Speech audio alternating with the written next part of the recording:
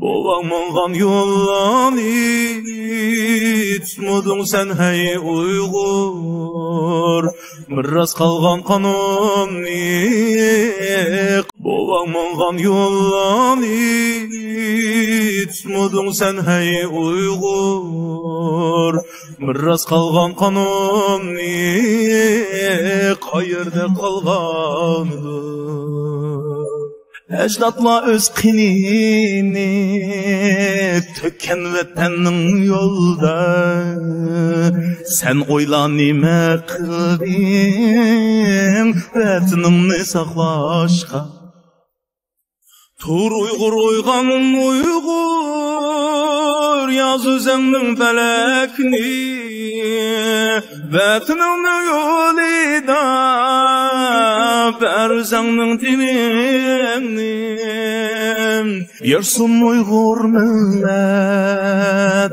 azatni körsün evlat Şerq Türkistan yerini kıl azat bulsun azat Kıl azat bulsun azat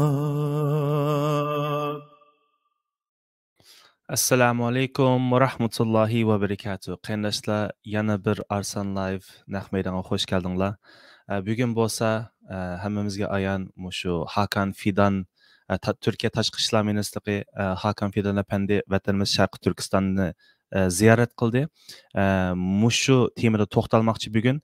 Bugun bolsa mehmonimiz Sharq Turkiston Milliy Majlisi raisi Said Tuntürk apandini naq maydonga teklif qildim. Assalomu alaykum Said aka, yaxshi turdingizmi? Va alaykum assalom va rahmatulloh. Arslan inim, yaxshimi, salomat turdingizmi? Alhamdulillah.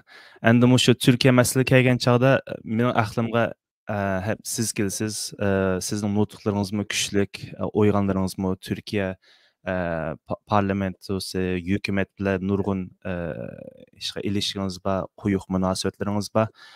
Mush haqda to'xtalib sizni taklif qildim. Avval mushu Hakan Fidanning ziyaratidan burun mushunga bag'ucha qanday ishlar yuz berdi, siz mushuni haqda to'xtalsak biraz, ondan keyin asas temaga kelsak. Hammamizga ma'lum 6. ayının 3. günüdün 5. günügacha 3 günlük Xitoy Beijing yani ve Beijing'den Ürümçi Kaşgar'a ötken bir seyahat orunlaştırdı.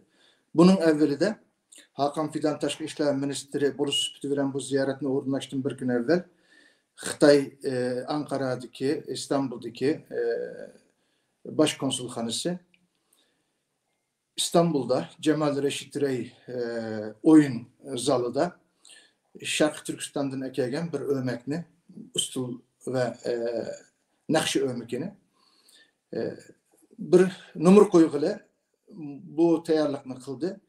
2 gün kalgandı bizden haberimiz oldu bu işten. Ama Xitoy bunun orununu mahfi tutkan, orununu, vaktini mahfi tutkan. Biz özümüzden kırındaşlarımızı bu vakti seferber kıldık. Kırındaşlarımız bir gün ötkenden keyin bu Xitoyninki 22 oyununki qaysi yerda bo'lganligini, saat nechida bo'lganligini, hatto bilet kichi bizga ta'minlab berdi. Biletni qo'limizga olgandan keyin biz o biletdagi numurga, telefon numarasiga telefon urdik. Telefon ursak Xitoy chiqdi. Xitoy konsulxonasi bog'landi telefonga. Demak, bu yerda biz to'g'ri adresda, ya'ni nishonimiz to'g'ri. Biz shunday bir shubhaga tushganki, Xitoy balkim aldamchilik qilib, u yerni adres ko'rsatib, boshqa bir yerda o'yinni qo'yishi mumkin. Xitoyning hilisi tugamaydi. Deb shuni sinab baqsak, rast degan shu qo'limizga kelgan adres bizning o'shigan Xitoy bizning maxfiy tutgan adres aniqlandi ve derhal bir çağırık e'lon qilgan bo'ldik.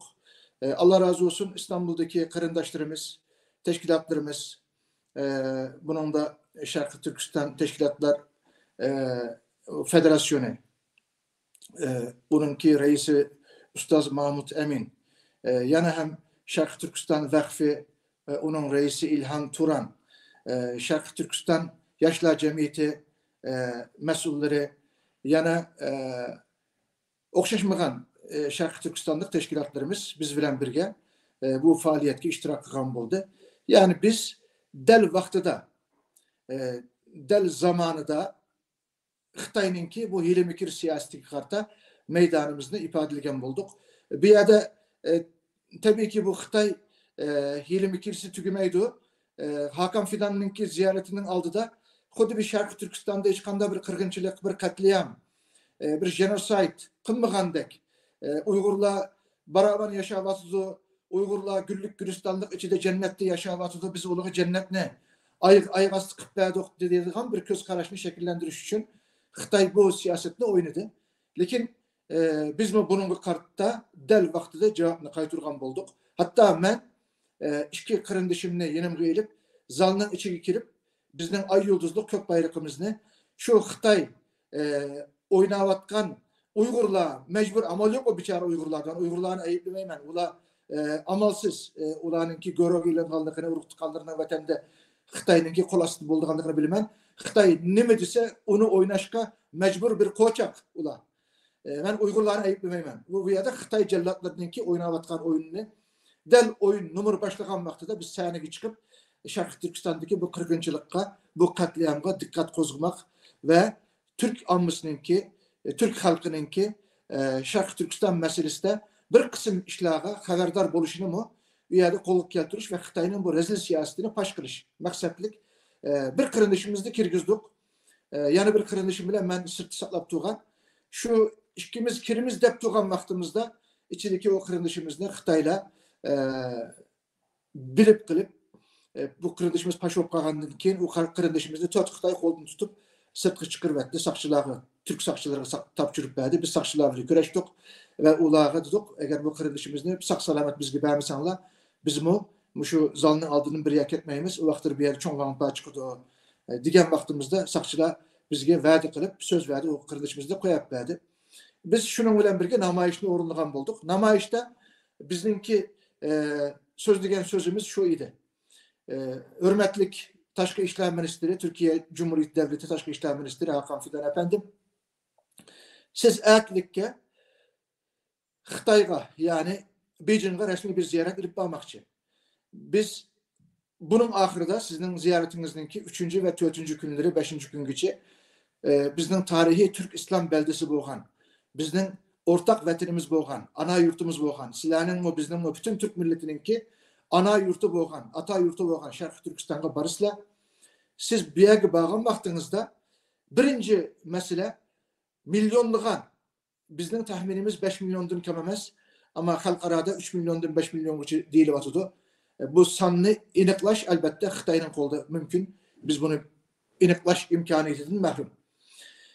Bu milyonlarca Uygur'unki hem halkara kanununa hilaf bir şekilde Birleşken Devletler Teşkilatı insan hakları hitapnamesinde belgilengen hiç kanda bir hak hukuk Uygurlara verilmeklik. Uygur Müslümanları, Şarkı Türkistan halkı bugün hem halkara kanununa hem Xitay Komünist Partisi'ninki içki kanununa hilaf bir şekilde ağır kırgınçılıkla düşkenmekte. Siz bu Uygurlarınki kaç sebep bilen turmulağa, cezalarına ya ki başka yerlere yok kılınganlıkını bunu soran. Bu bizden birinci sizge soraydığın sualımız. Ende ondan ki misal Türkiye'de sizge bir tipik misal bildiğin bolsak Türkiye'de onlarca Uygur Türkiye yaşavatıdır. Şarkı Türkistan'da kırındışımız var. Bunların az digende minlercesininki birinci derece akrabaları. Yani uruk tukanları, anısı, dadısı, iri, ayalı, balısı, ağaçsı, sınısı, aksı, fıksı digendek bunların 6-7 yılına yakın haber alanmaklık. 21. asır iletişim teknoloji devrideydi. Yani haberleşme, akbarat devrideydi. Ama biz 21. asırda 2024. yıllık yaptığımız Şarkı Türkistan'daki uruk tıkanlarımızdan, anımızdan, dadımızdan, ayağımızdan, inimizden hayat mı, ölek mi? Eğer ölek olan olsa ketti amenna. Ama hayat olsa nerede? Turmudu mu? Cezalandırdı mı? Ya ki Xitayla ulanı namalum bir yerliği yötkep ulanı kıyın kıstakta ten cezası kılıp atamdı. Biz bunun bir haber. Bu haberine ilişkinizi ümit kılımız. Bu iki mesele biz için pek mühim. Yana birisi siz siz bir yerge bağlan baktığınızda Xitay katillerininki, Xitay cellatlarınınki aldıda sizin hiç kanda bir til kısıncılıkınız yok. Hiç kanda bir mahcubiyetiniz yok. Sizden teptatıdığan, sizden hüküdüğan, sizden uyat kıldığan Xitay buluş gerek. Şunun için cesaret veren, cüret veren Xitay'a bu meselelerini oturup koyup Şarkı Türkistan'daki bu kırındaşlarımızdaki ahvalının hal soruşunuzda ümit kırmızda biz 2-3 maddelik bir talepni hem mehbi halette hem oçuk höşürün ve oçuk halette hem şu 6. ayın 2. günü Xitay konsulxanasındaki orunlaştırılan tiyatro, yani bu tiyatro demeyim ben bunu dram deyim, bir milletinin dramı, itilişlik dramı. Ama Xitay için bir tiyatro, bir kültürlük tiyatro. Bu cereyanda biz Hakan Fidan'la oçuk beyan kıldık. Dedik ki Hitler faşist Nazi hükümranlığının ki Yahudilerini kanda kırgan bolsa, ulanı ottu köydürüp, ulanı okku itip kanda öldürgen bolsa, bizni unundun mu beter, unundun mu rezil, unundun mu ahlaksızlarca bir milletine katil kılıbatıdı. Bugünkü günde Hitler'ini tenkitleyen dünya medeniyeti, dünya insanlık cemaati, halkara teşkilatlar, Birleşken Devletler Teşkilatı, İnsan Hakları Teşkilatları 1940. yıllarda Hitler'in Yahudilerin kırgınçılığını bugün liksiya sözle jigin orunlaştırıp her hıl faaliyetler bilen Hitler'ini eyiplep Yahudilerge mediyet üzüp ulağı içe akıtıbatıdı. Afsus ki bugün Hitler'ini Xuda bir Hitler Xi Jinping'in aldıda Hitler melaikide kalıdığan bir şekildeki bir siyaset Şarkı Türkistan'da icra kılınatıdı. Neymiş kardeşimiz? Şarkı Türkistan'da bizim namusumuzun, ippitimizin ki hiç kanda bir garantisi, bir kovdamcısı yok. Bizge iki çıkıdan Allah'tan başka çıkan nanası yok. Öyle bakın, milyonlarca Uygur'unu fikri islahat ve ideolojik tazlaş diyen muşu kalpakla keygüzüp olanın ki birden bir günahı Müslüman buluş, birden bir günahı Uygur buluş, Türkiye milletlerinin ki bir partisi buluş. Yani Türk İslam medeniyetinin ki kurgucusu buluş süpütü bilen Uygurların milyonlarcasını cezalarında, turmularda cezalarvatıdır.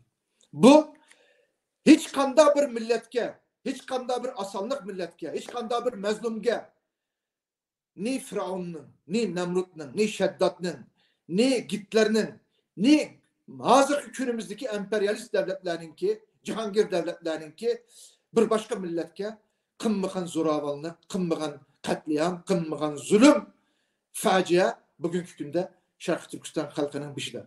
Öyle bakın bugün erlerimiz turmuladı lagirlerde ippetlerimizden kovdulunduğun öylerimizde, hanelerimizde Xitay erleri kiçi yetişkin mecbur konaklaş mecburiyeti bilen öylerimizge bizge tınılıvatıdı. Bu ahlaksızlık, bu rezaletini dünyada hiç kanda bir emsal kösetkiri bulmaydı. Andi misal dünyadaki en ihir imtihanını peygamberler beşini ötküzgen. En ihir imtihanını Allah Teala çünkü en söyümlük, en mihriban, en özgü yıkındak bilgeçke peygamberlerge Allah Teala en ihir imtihanını beşini ötküzgen. Eyüp Aleyhisselam'ınki hikayesi bir başka. İbrahim Aleyhisselam'ınki bir başka. Resulullah'ınki bir başka. Ama ben size gideyim. Eğer bunun da ben mübalağa kılgan bolsam, haddimni aşkan bolsam Allah'tan keçirim sorayım ben.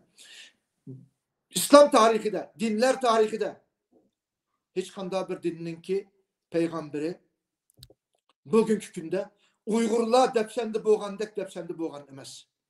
Demek ki Allah Teala biz Uygur halkını peygamber derecesinde yakış gördü. Bizge işini men ki inşallah mihrin muhabbet bilen kutuldurduğun vakt saatini özü belgileydi. Bizge Allah Teala melaikeleri arkalık, özünün dostları arkalık, halısa düşmanları arkalık bizge yardım kılalaydı. Bunun zerre şüphem yok. Bugünkü günde Uygurluğun ahvalı muşu. Öyle bakın. Biz müşaret mükravatımız ben diyelim Hakan Fidan'a bu şunu hem mehbi halette hem oçuk revişte hem 6. ayın 2. günü muşu Xitaylı konsulxanının orunlaştırılan oyununun ki namayişida, karşı namayişida, açık beyanatda biz buların hemmisini dep ettik. Endi bir yerde ikiga arış mümkün. Bu ziyaretinin selbi tesiri, icabi tesiri de ikiga arışımız mümkün. Endi Türkiye'de bir gap var. Bir insanın ki bir nesigi baha berişte bir istikanda 20 eğer su bolsa onun qaraş, göz qaraş müsbet qargan adam bunun da su ba dep qaraydı. Menfi qargan adam bunun da su yok dep qaraydı. Şunun için ikiga arışımız gerek. Endi men misal Hakan Fidan'ınki bu ziyaretininki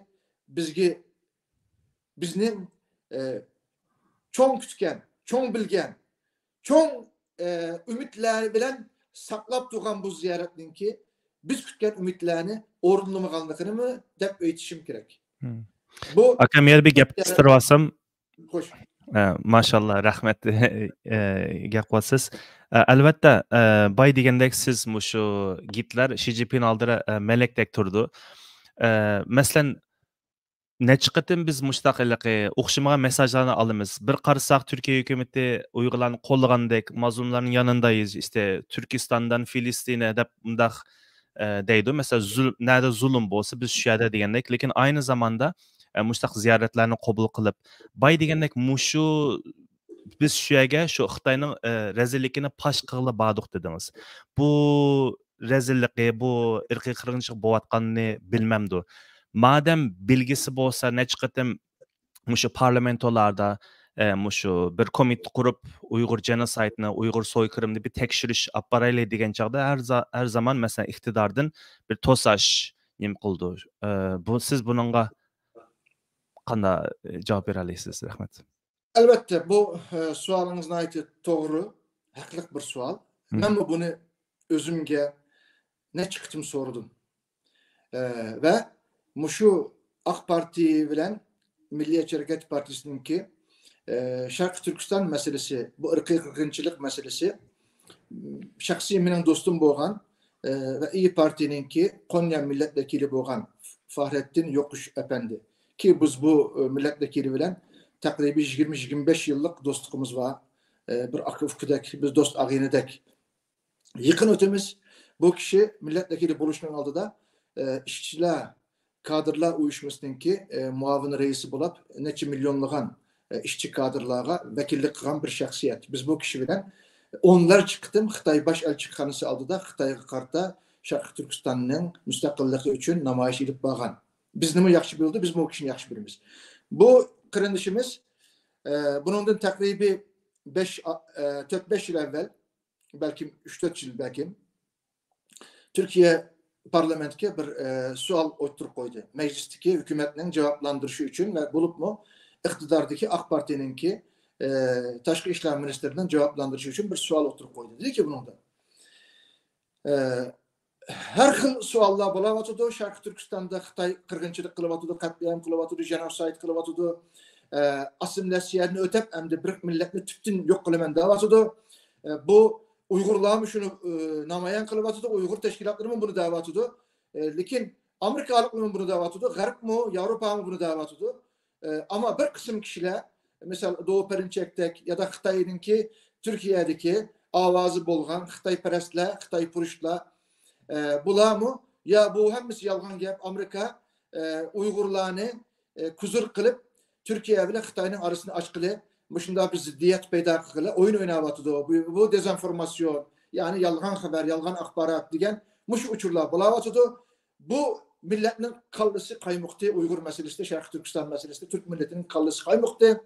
Şunun için bunu doğru analiz kılış, doğru tahlil kılış, tekşiriş, övmeki ilip biriş, Türkiye'deki iktidardaki ve öktüşü milletvekillerinin terkip tapkan, bütün siyasi partilerin bir işgidin, bir övmek teşkillep, Şarkı Türkistan'daki bütün şu ahval yüzbelgen, Kaşka, Yaken, Hoten, Aksu, Gulca, Ürümçi, Turpan, Katarlık bu şehirli gibi biz müstakil bir övmek tekşiriş ilip baraylık dedi. Fahrettin Bey.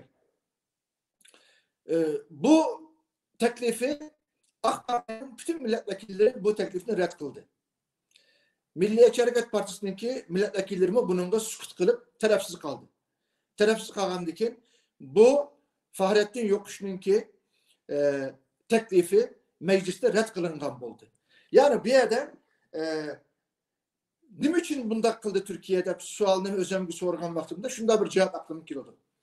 Türkiye şunu pek yaxşı bildi ki Şarkı Türkistan'da Xitay bir kırgınçılık, bir katliam, bir genosidini icra kılıvatıdı. Bunu siz bilgendek, ben bilgendek Türkiye'deki Reis Cumhur hürmetlik Recep Tayyip Erdoğan mı, Taşkı İşler Ministri hürmetlik Hakan Fidan mı, evvelki Taşkı İşler Ministri Mevlüt Çavuşoğlu mu, İçki İşler Ministri evvelki Süleyman Soylu, hazırki Ali Yerlikaya, hemisi 5 yıldak biliyordu bunu. Ama eğer bu tekşiriş ömeki Xitayga basın tekşiriş ilip basın degen muşu teklif İyi Parti'ninki Fahrettin Yokuş'un teklifi kabul kılıngan bolsa, Türkiye'den bir ömek Xitayga bağan bolsa, Xitay'daki bu tekşirişinin neticesi kanda oldu? Ras 100% bir katliam var. 100% Xitay Şarkı Türkistan'daki Uygurlarını lagırlarga, ceza lagırlarga, turumlarga solap şu yerde kanunsuz, hak hukuksuz, buluğu adukat, aklamçı, bəmey ceza lavatıdı. Bu halkara kanunumu xilap, bu Xitay'nın işki kanunumu xilap, bu tüptün bir kırgınçılık, bir katliam dep bunu yazıp yazmı revişte mecliske ekil etti. O vaxtları Türkiye kanda kılıttı. Bunun hüddüsünü Türkiye çıkanmaydı. Ya Xitay'a karta can ilan kılış gerek, ya Xitay'a karta iktisadi, siyasi, halkaralık boykot yani ambargo toktuş gerek. Bunun bu Türkiye'nin kudreti gücü yetmeydi. Şuna Türkiye özünün gücünü siliştirip bakıp, özünün kudretini Xitay bilen siliştirgandan keyin ben bunu aşkara kılsam mı? Bari bir halkarada Xitay'a bisim kılıp toxtutanmaydıgan bolgandan keyin halkarada Birleşmiş Milletler'e apasak bu gep ötmeydigan bolgandan keyin çünkü Birleşmiş Milletler'de kanun makullaş yaki bir teklifini kabul kılış yaki red kılış hukuku Xitay, Amerika, Fransa, İngiltere ve Rusya 5 devletke verilgen. Bu 5 devlet bir teklif gelse makul yaki red karar vereleydi. Şunun için Türkiye sonu singen yege de özününki halidin özü haberdar bolgaçka bu meclisteki bu kararının makullanışı karşı tutuldu dep oylayman. Bunun da başka işler kılanması bitti. İslam dünyası değil mesela. İslam İşbirliği Teşkilatı.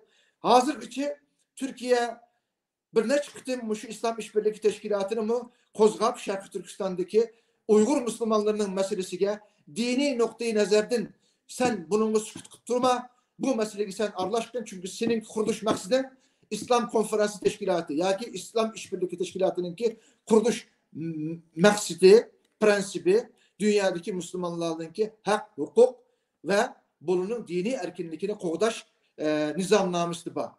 Sen bununla teşebbüs kılın diyen maksadımı hiç kaçan İslam İşbirliği Teşkilatı bir kıtım bozumu bizden ne yelken ilişki katliamı, ne Xoten katliamı, ne Ürümçi kırgınçılığı, ne Gulcu katliamı bunun hiç kandığı da İslam İşbirliği Teşkilatı bir ağzını içip Xitayga ma kırın bombadı, ma sen öttürüvatkanla Müslüman bununki dini ibadetlerini erken koyup belgin.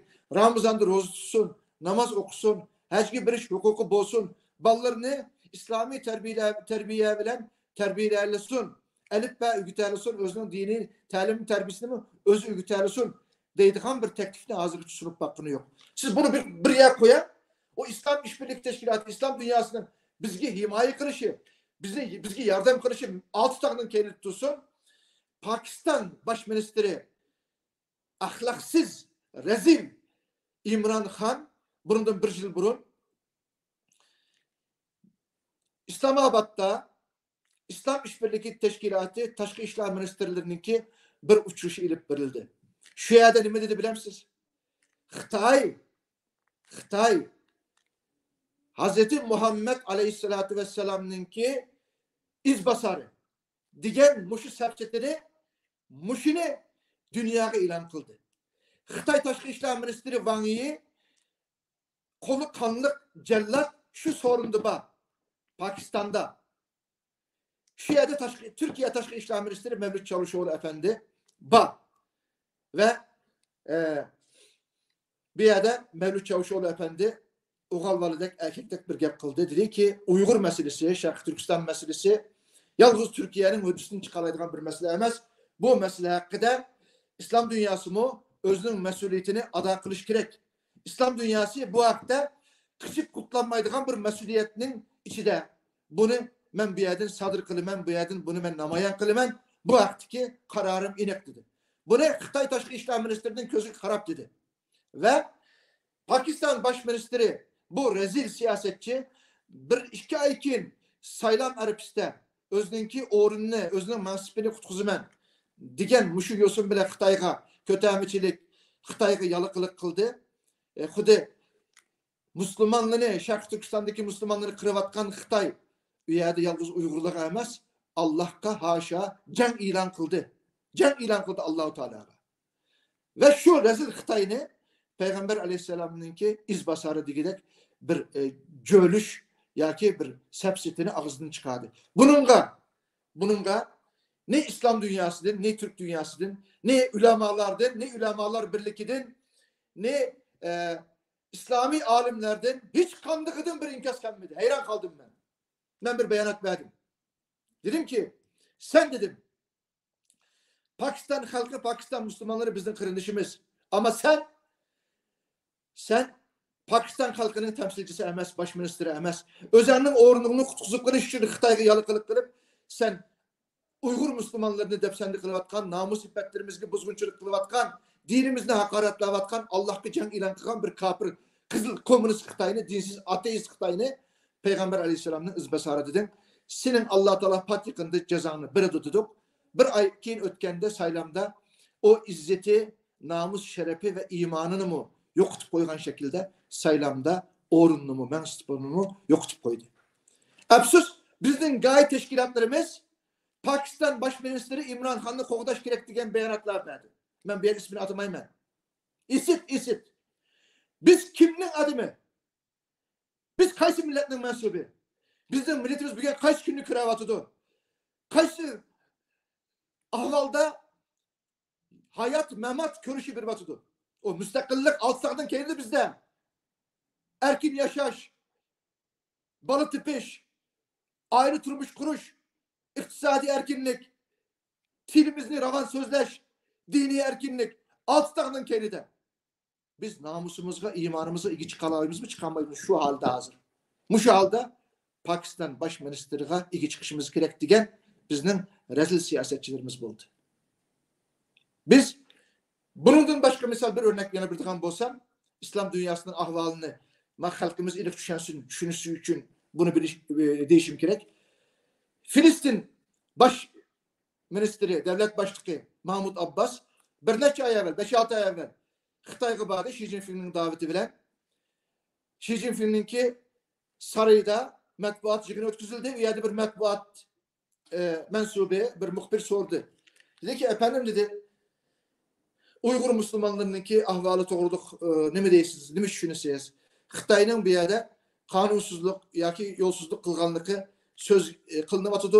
Bu to'g'riliq nima deysiz degan savoliga bergan javobi Xitoy terörge karşı mücadele kılıvatıdı. Biz bunu doğru tapımız ve biz bunu kollayımız dedi. Öyle Filistin'de bir mezlum, bir mahpus, Şarkı Türkistan halkı okşaş izilgan, karlangan, depsendi bulungan bir milletin ki devlet başlığı boğan bu rezil, bu ahlaksız, özünün bir şeydeki musibetki karmay, özünün kaç günlük öğrendiği karmay, Şarkı Türkistan'daki biçare mezlum halkımızın Allah'tan başka ilgisi yok hakkında. Xitay'ın yardım alımen, Xitayga xoşamı turmen, Xitayga yalıkılık kılmen de bizni Xitay'ın halkını taşlap verdi, bizni terörist dedi.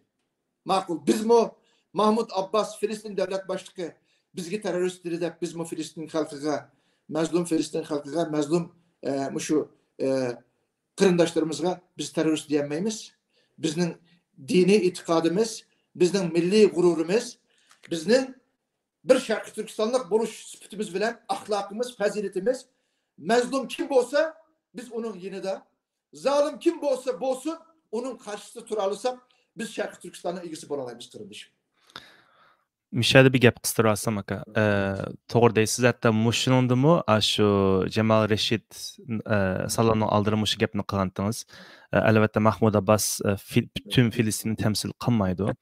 Ammo endi biz mushu Hakan Fidan bilan Xitoy orasidagi birlikda bir bayonot bergan chog'da biz mushu Xitoyning ichida bo'layotgan terror har qanday terror eylemlariga, hareketlerine karşı. Elbette bu terror qalpıqı faqat Uyg'urlarga kelgilik.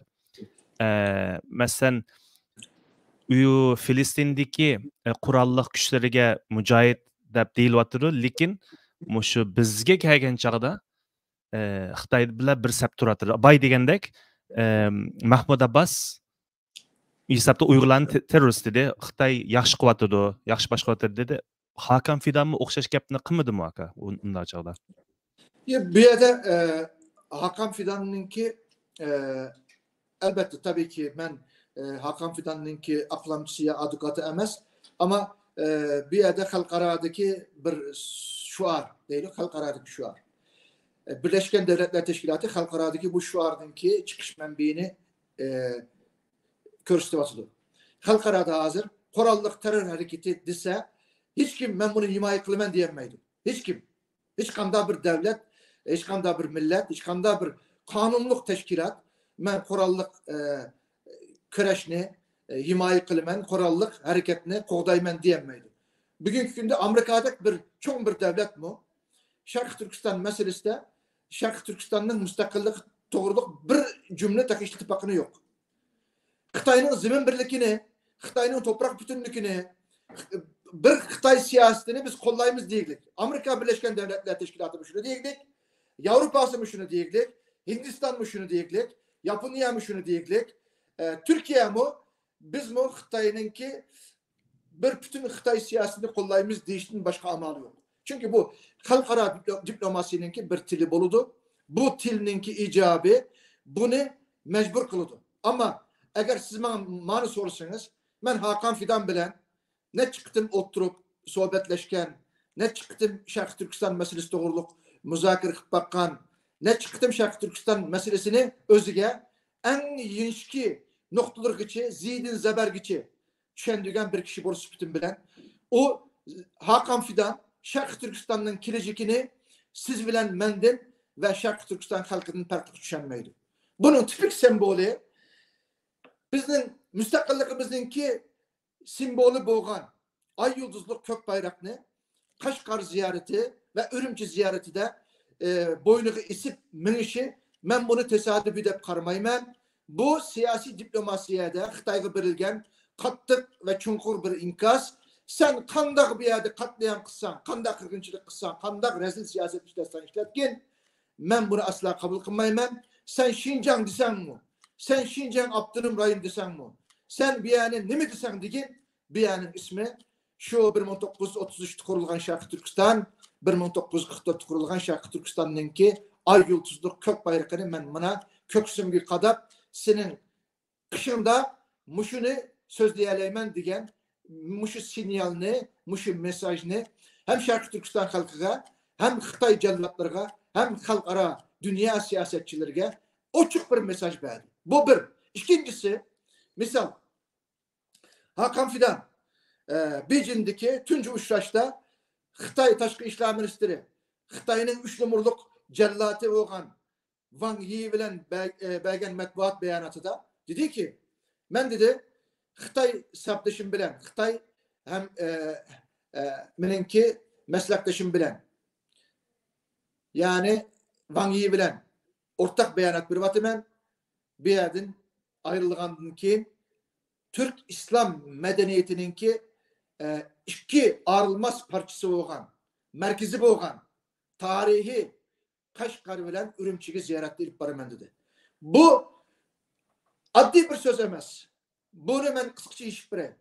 Sizler birisler ki belki siz algan borçunuz mümkün Arslan'ın. Xitay'ınki Türkiye'ye turukçuluk baş elçisi bunun bir kişi burun Uygurlar Türk emez diyen sepsitini ne çıktım Türkiye'de beyanatları verdi. Xitay devlet beyanatçısı ve Xitay'ın Taşkı İşler Ministri mu Uygurlar Türk emez diyen muşu sepsitini Muşu töhmetni ne çıktın? Xitayninki resmi zuvanı buluş süpütü bilen bula tekrarlagan. Endi muşununga Türkiye Taşkı İşler Ministeri hürmetlik Hakan Fidan resmi ziyarette Beijing'de Xitayning kalbide, merkezide, payitaxtida Şarkı Türkistan'ınki Türk İslam medeniyetininki iki ayrılmaz parçası. Yani tarihinin Türk İslam medeniyetininki ayrılmaz parçası olan Ürümçi ve Kaşgar'a ziyaretki barmen diyen sözü Xitayning bu sepsetlerininki ne boğanlıkını Kaşgar ve Ürümçi'nin ve umumeten Şarkı Türkistan'ın ezelden ebedkiçi Şarkı Türkistan'lıkınınki vatini bulduğanlıkınınki mührünü şu yerde vurdu. Ben bunu küçük adli de karmayım. Lakin ben yukarıda degендek diplomasiyada, halkara siyasette, halkara diplomasiyada yıpık yoşurun sohbetler oldu. Kapalı diplomasi deydi bununla. Açık diplomasi degenimiz şu Wang Yi bilen birge Beijing'de matbuat yığınında sözlüken sözü. Bu açık diplomasi. Açıklığı aşkarı iradesini, meydanını izhar kıldı. Kaşgar'daki ziyarette mu? Bu mu? Hem açık diplomasi hem yıpık diplomasi. Halıgan mesela Hakan Fidan hazır Xitaylı sorsa nemiş kısmı kök bayrakının rengi de glasturuk takıp geldiniz dese efendim benimki şu günü takaydığım başka glasturuk yoktu. Şu kök bayrak kapken şunu taktım ben. Bunu da başka mesut izlemezsiniz. Siz için niçin takkandı ben de soruşum mümkün Hakan Fidan'ınki. Ama biz onu biliriz ki Hakan Fidan'daki bir Türkiye'deki neçi yıllık devlet tecrübesi ki bir devletninki Reis-i Cumhur hürmetlik Recep Tayyip Erdoğan'ınki işhanısında 16 Türk devletininki bayrakı lepildeglik. Şu yerde bizim Uygur İmperiyasının bayrakı mı var. Bu devlet asla tesadüfen unutulup kılıp ay yıldızlık kök bayrakımızın rengindeki bir glasturukunu takaydı deyip oylamayım. Ama bu yeterlik mi? Aslan efendim mence yeterlik emez. Mence nemi değiş gerekti? Yukarıdım ben dedim. Aslında ben bir Türkistanlık boluş süpütüm bile eğer ben aşağıda Hakan Fidan'ın uğrunda boğan bolsam ben birincisi milletimden ağan cesaret veren. İkincisi Allah'tan ağan o küçük kuvvet cesaret veren. Üçüncüsü Xitayning rezil, katil, hunxor, ahlaksız siyasetinin ağan cesaretin bilen korkma şunu diyecektim. Ey man qara Xitay ma Uygurlar senin taben senin garajının halkara kanunda şunda bizim vicdanımız, bizim niyetlerimiz, bizim ahlakımız, bizim milli mefkurimiz Şarkı Türkistan bisilvagan zemin. İşgal kılıngan zemin. 1944 1949 iki devletimiz kurulgan zemin. Bu bir reallik. Bu bir hakikat. Hakikat bu. Ama Birleşken Devletler Teşkilatı'na 5 daimi azadın birisi boğan Xitay veto yani toktan tüzüş, toktamını kabul kılış, bekar çıkılış hukuku igi 5 daimi azadın birisi boğan Xitay. Siz Xitayning zemin birligiga karşı Şarkı Türkistan'ın müstakilligini ağzınıza ilişiniz mümkün emas. Bu kanun, halkara kanunga xilaf bo'ladi. Ben devletler ara siyaset doğruluk davatıma. Biz bir Şarkı Türkistanlık borusu sütümüz bilen her kaçan diyelim. Şarkı Türkistan bizim vatanimiz, bizim zeminimiz, işgal kılınan zemin. Biz onu bir gün asliga keltirimiz. Şarkı Türkistan'daki ay yıldızlı kök bayrakımızı Ürümçi'ge, Kaşgar'a, Xoteng'e, Aksu'ga tikleyimiz, vatanını azat kılımız diyelim. Şunu demekçi ben. Bir bolsa navada gepiniz özüp kaldı. Navada işte Hakan Fidan özünün milletinden muşu gepler tüpeyli bir bisim kildigini ya bir set bir işkildi dep his qilgan bolsa bu geplarni demas bo'g'iydi. Ana buningdan keyin asli mening tushunishimcha mushta gaplar bo'lgandan keyin asli Türkiye Tashqi ishlar ministri bo'lsa, "Xo'yma ashla bir havo bormi? Xalq tarafidan bir bisim tushish kerak. Hey sen nima deyapsan?" Navada mushta gap so'zlarni İsrailni maqtab turib degan bo'lsa, xalqdan bayağı bir norozi ko'rdi. Yani demek ki bizning mavu ishdan keyin texima endi xumayma Türkiye'de albatta endi men g'arb bo'yicha o'ylashyapman-da, mush to'g'risida bir narsa o'yladingizmi? Masalan, ba'zi gap so'zlar, masalan siz degandek Qashqar va Urumchi Türk İslam şehirleri degan bilan bu Xitoy va Türkiye arasındaki bir ko'riklik rol o'ynaydi deb ketib qo'ygan yeri bor. Ya'ni oyatning davomi bor. Evet. Buni qanday tushunsiz? Endi mundaq bir narsa Arslan. Hmm. Hakan Fidan'ınki bu ziyaretide ben yana icabi tarafından bir narsa bir yerde izah kılışım gerek.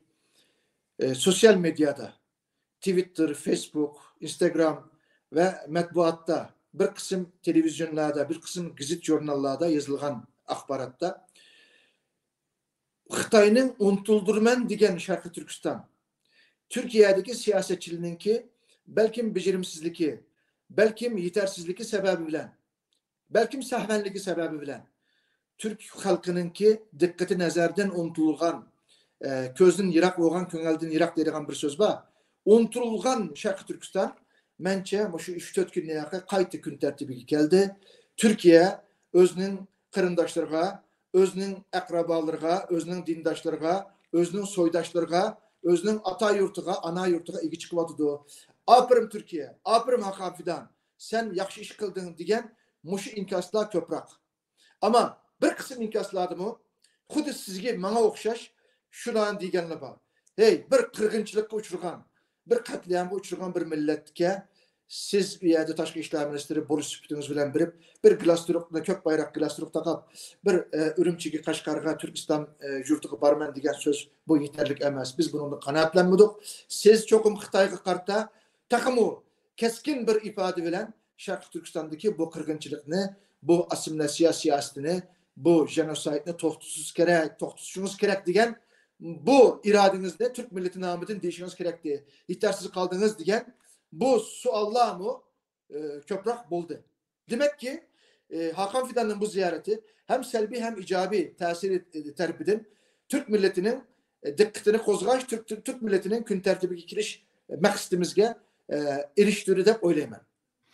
Yalnız Türk matbuatı da emas. Bence Hakan Fidan'ınki Şarkı Türkistan ziyareti, Ürümçi ve Kaşgar ziyareti ve Beijing'de bergen beyanatı biz qanday dikkat kılıp bunu takip kılgan bolsak Amerika'dan Avrupa'gacha, Hindistan'dan Yaponia'gacha dünyadaki çoğun devletler Xitay bilen meselesi bar devletlerin hemmisi mu Hakan Fidan'ın bu ziyaretini baştan ayakta dikkati nazar bilen takip kıldı deymen. Çünkü Türkiye halkarada gün sırı inaveti, abruyu bulup mu harbi sahada küçü, kudreti, takımı terakki kılıvatkan bir devlet.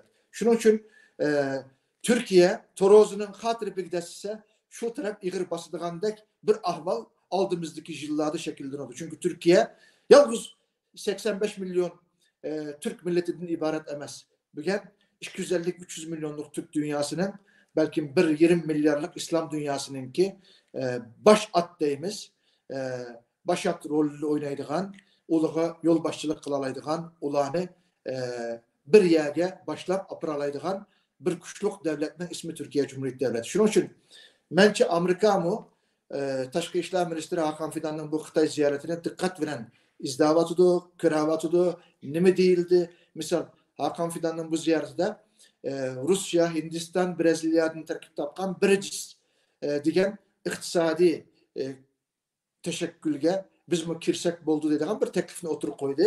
Bu belki aldığımızdaki BRICS'ninki jığınıda gün tertibi girişi mümkün. Ama şunu eskertip ötüşüm gerek. Şanghay İttifakı'na Türkiye giriş için bunun bir neçe yıl burun iltimas kıldı. Rusya, Vladimir Putin bunun yeşil çırak yaktı, kabul kıldı ama Xitay bunun kızıl çırak yakıp Türkiye'nin Şanghay İşbirliği Teşkilatı'na girişine veto kıldı. Yani boykot kıldı. Nimişka? Eğer Türkiye Şanghay İşbirliği Teşkilatı'na girip kalsa Şanghay İşbirliği Teşkilatı içindeki Özbekistan, Kazakistan, Kırgızistan, Azerbaycan, Türkmenistan, Katarlık, Türkiye devletlerine bu rehberlik kılıdı, liderlik kılıdı ve Xitay'ın üyedeki hükümranlığı mı acizleşiyor. Şunun için kabul kılmadı. Birincisi giriş girmezlik meselesini mi bunu mu aldığımızdaki aylarda, aldığımızdaki yıllarda görürüz. Dünyadaki siyaset belki Türkiye Şarkı Türkistan meselesi de Şanghay İttifakı girip kalsa eğer sağlam irade bilen, adil irade bilen Şanghay İttifakı birincisi girip kalsa Xitayga bekrak gibi ötemiki de oylayman. Bu mu bir ayrım bir fikir ve teklifim.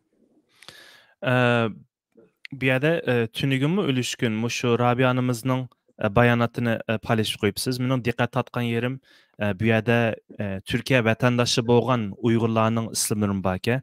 Muşaqda meyli Xitoyning zindanlarida, lagerlarda ve yoki rehin her qanday bir şehirler rehin tutayotgan, qayta chiqaramayotgan bir Uygurlar haqida bir uçurunuz barmı? Yani bu haqda şularning bular Türk vatandaşı Hakan Fidan bularning meselesini oturup koyganligini bilemsiz. Yaxşı bir sual sordunuz Arslan. Bu kırındışımız Kayseri'de ketken bir kırındışımız. Rabia Hanım'ın ismini çıkargan bu kırındışımız Yahya Kurban Kayseri'de çoğun olup Kayseri'de ösep toy kılıp vatenden toy kılıp balık çakalıp olgan vatende ticaret kılıvatkan bir kırındışımız. Siyasetki asla anlaşmagan Şarkı Türkistan meselesiga yirak durgan bir kırındışımız. Demek ki siz eğer Şarkı Türkistanlık bolsanız, Uygur bolsanız, sizden siyasetki anlaşmazlığınız, teşkilatın içi kirip kirmezliğiniz, Xitayning pervayı pelek, sizni cezalaşka yeterlik bir sebep, siz Uygurma, sizni cezalaydı Xitay. Kandan Nurbekir'ni cezaladı. Nurbekir yıllarca Xitayning birinci haini olap Uygur'a kınmıgan kılıksızlık kanmıgan. Ahir Uygur bolganlığı için Nurbekir'ni mi Xitay cezaladı. Demek ki hiç kanda bir Uygur Xitayning yo'qotish, kirish, onu objektifiden hali emas. Endi bu meselede Yahya Kurban meselesi bir misal. Yahya Kurban'a okşaş az degende 10-15 tane Türkiye garajdını hem Uygur hem Türkiye kırındaşlarımızdan bir kısmının Xitayda turmada ekenligini bilimiz. Endi misal Şarkı Türkistan meselesi de Xitayga nimişki qattiqroq mesele oturup koymadı ya ki Xitayga ma meselelerini oturup koyup mani kabul kıldıranmadı deydiğen sual sorap çoğun ümit kütken kırındaşlarımızın bir degan cevabı şu. Türkiye Cumhuriyeti Devleti özünün garajdanlarını, özünün puhralarını Xitayning kolunu kutulduranmaqlık. Canım kırındaşlar, özünün puhrasını kutulduranmaqan, özününki garajlarını kutulduranmaqan Türkiye Cumhuriyeti Devleti kanda olap Şarkı Türkistan'ı müstakil kılalaydı. Hazırki ahvalda. Hazırki vaziyette kanda kılalaydı. Hazır bütün menfaat, bütün ahmet Xitayning aldıda. Xitay halkarada iqtisadi, siyasi, halkaravi, harbiy jihatdan kun siri yükselivatkan bir devlet. Amerika bilen rekabet kılıp Amerika'nın ornunu alımen, Amerika'nın izbasarı bolumen davatıdı. Amerika mı bunu bildi? Eğer 10 yıl, 15 yıl içinde Xitay'ını parçalamasa Amerika'nınki ornunun Xitay tarafından işgal kılındıganlıkını ve Amerika'nın keşf hazırda kaldıganlıkını Amerika pek yaxşı bilirdik. Şunun için biz Türkiye'den ümit var buluşumuz gerek. Elbette biz Türkiye'den nurgun nesillerini kütümüz. Ama Türkiye'nin kılalaydıgan ve kılanmaydıgan nesillerini mi bilişimiz gerek. Yukarıda ben de ettim. Özünün Türk garajdanlarının Xitay'daki turmalardan elip ekilenmegen, kutulduranmagan Türkiye'nin ahvalini düşünüp azrak sabır kılışımız gerek. Bunun bir misal vereyim. Misal. Bunun 30 yıl evvel Azerbaycan Cumhur Reisi merhum Ebulfeyz Elçi Bey. Ben pek yaxşı görmem bu kişini. Özü hem pek vatanperver, Türk milliyetçisi, Türk dünyasınınki bir aksakalı idi. Hatta şunu degenti ki bu kişi dünyada iki cellat var, iki kanxor devlet var. Birisi İran, birisi Xitay. İran şu Cenubi Azerbaycan'daki yani Güney Azerbaycan'daki İran'ın zemini aslında kalan Azerbaycanlıklara kırgınçılık kılıvatıda İran. Xitay Şarkı Türkistan'daki Uygur Müslümanlara kırgınçılık kılıvatıda bir beyanat vergen Türkiye parlamentte. O vakti de bu Azerbaycan Cumhurbaşkanı idi. Ebulfeyz Elçi Bey. Xitay muşu beyanattan bir ay ötmeyi durup Ermenistan'ınki reis cumhuru Leonid Petrosyan'ını bir yılgı çakırıp mihman kılıp köz kılıp bunun kısasını bunun bedelini türetti. Bu gitmeye kessin. Misal şu Azerbaycan Cumhurbaşkanı Ebulfeyz Elçi Bey Ermenileri bilen sokuşap kalan vaxtıda 30 yıl burun Dağlık Karabağ meselesinde yarı dağlangan askerlerini kutulduruş için Türkiye'den bir tik uçar talep kılan. Benim hazır hükümdeki isimli var. Bunu hazır Google'a girseniz Google'da mı tapalaysınız. Türkiye'den bir tik uçar erpilan kelse bizdenki yarı dağlangan erbeylerimizini şu yerden ilip doktorxanaga apırıp davalısak degende Türkiye bir tik uçarını bilenmegen idi. Biz şu vaxtda Türkiyəni acayip eyipligən. Hazır misal Şərq Türkistan meselesinde Türkiye'nin eyiplayatkan Amerika'daki bir kısım teşkilatlar, Avrupa'daki bir kısım teşkilatlara okşaş biz mi eyipligən? Aradan 30 yıl 35 yıl öttü. 30 yıl 35 yıl ötkenden ki bir yıl evvel 2023 yılında Ermenistan işgal kılıvagan Karabağ'da kurtulduruş için Azerbaycan bile Ermenistan askerleri cenk ilan kıldı. Cenk ilan kılındı Türkiye'nin ki İHA, SİHA, harbi teknikleri, askeri kabiliyeti, harbi kumandanlarının ki teknikisi, Türk askerleri, Türk kumandanları aşağı gibi adı.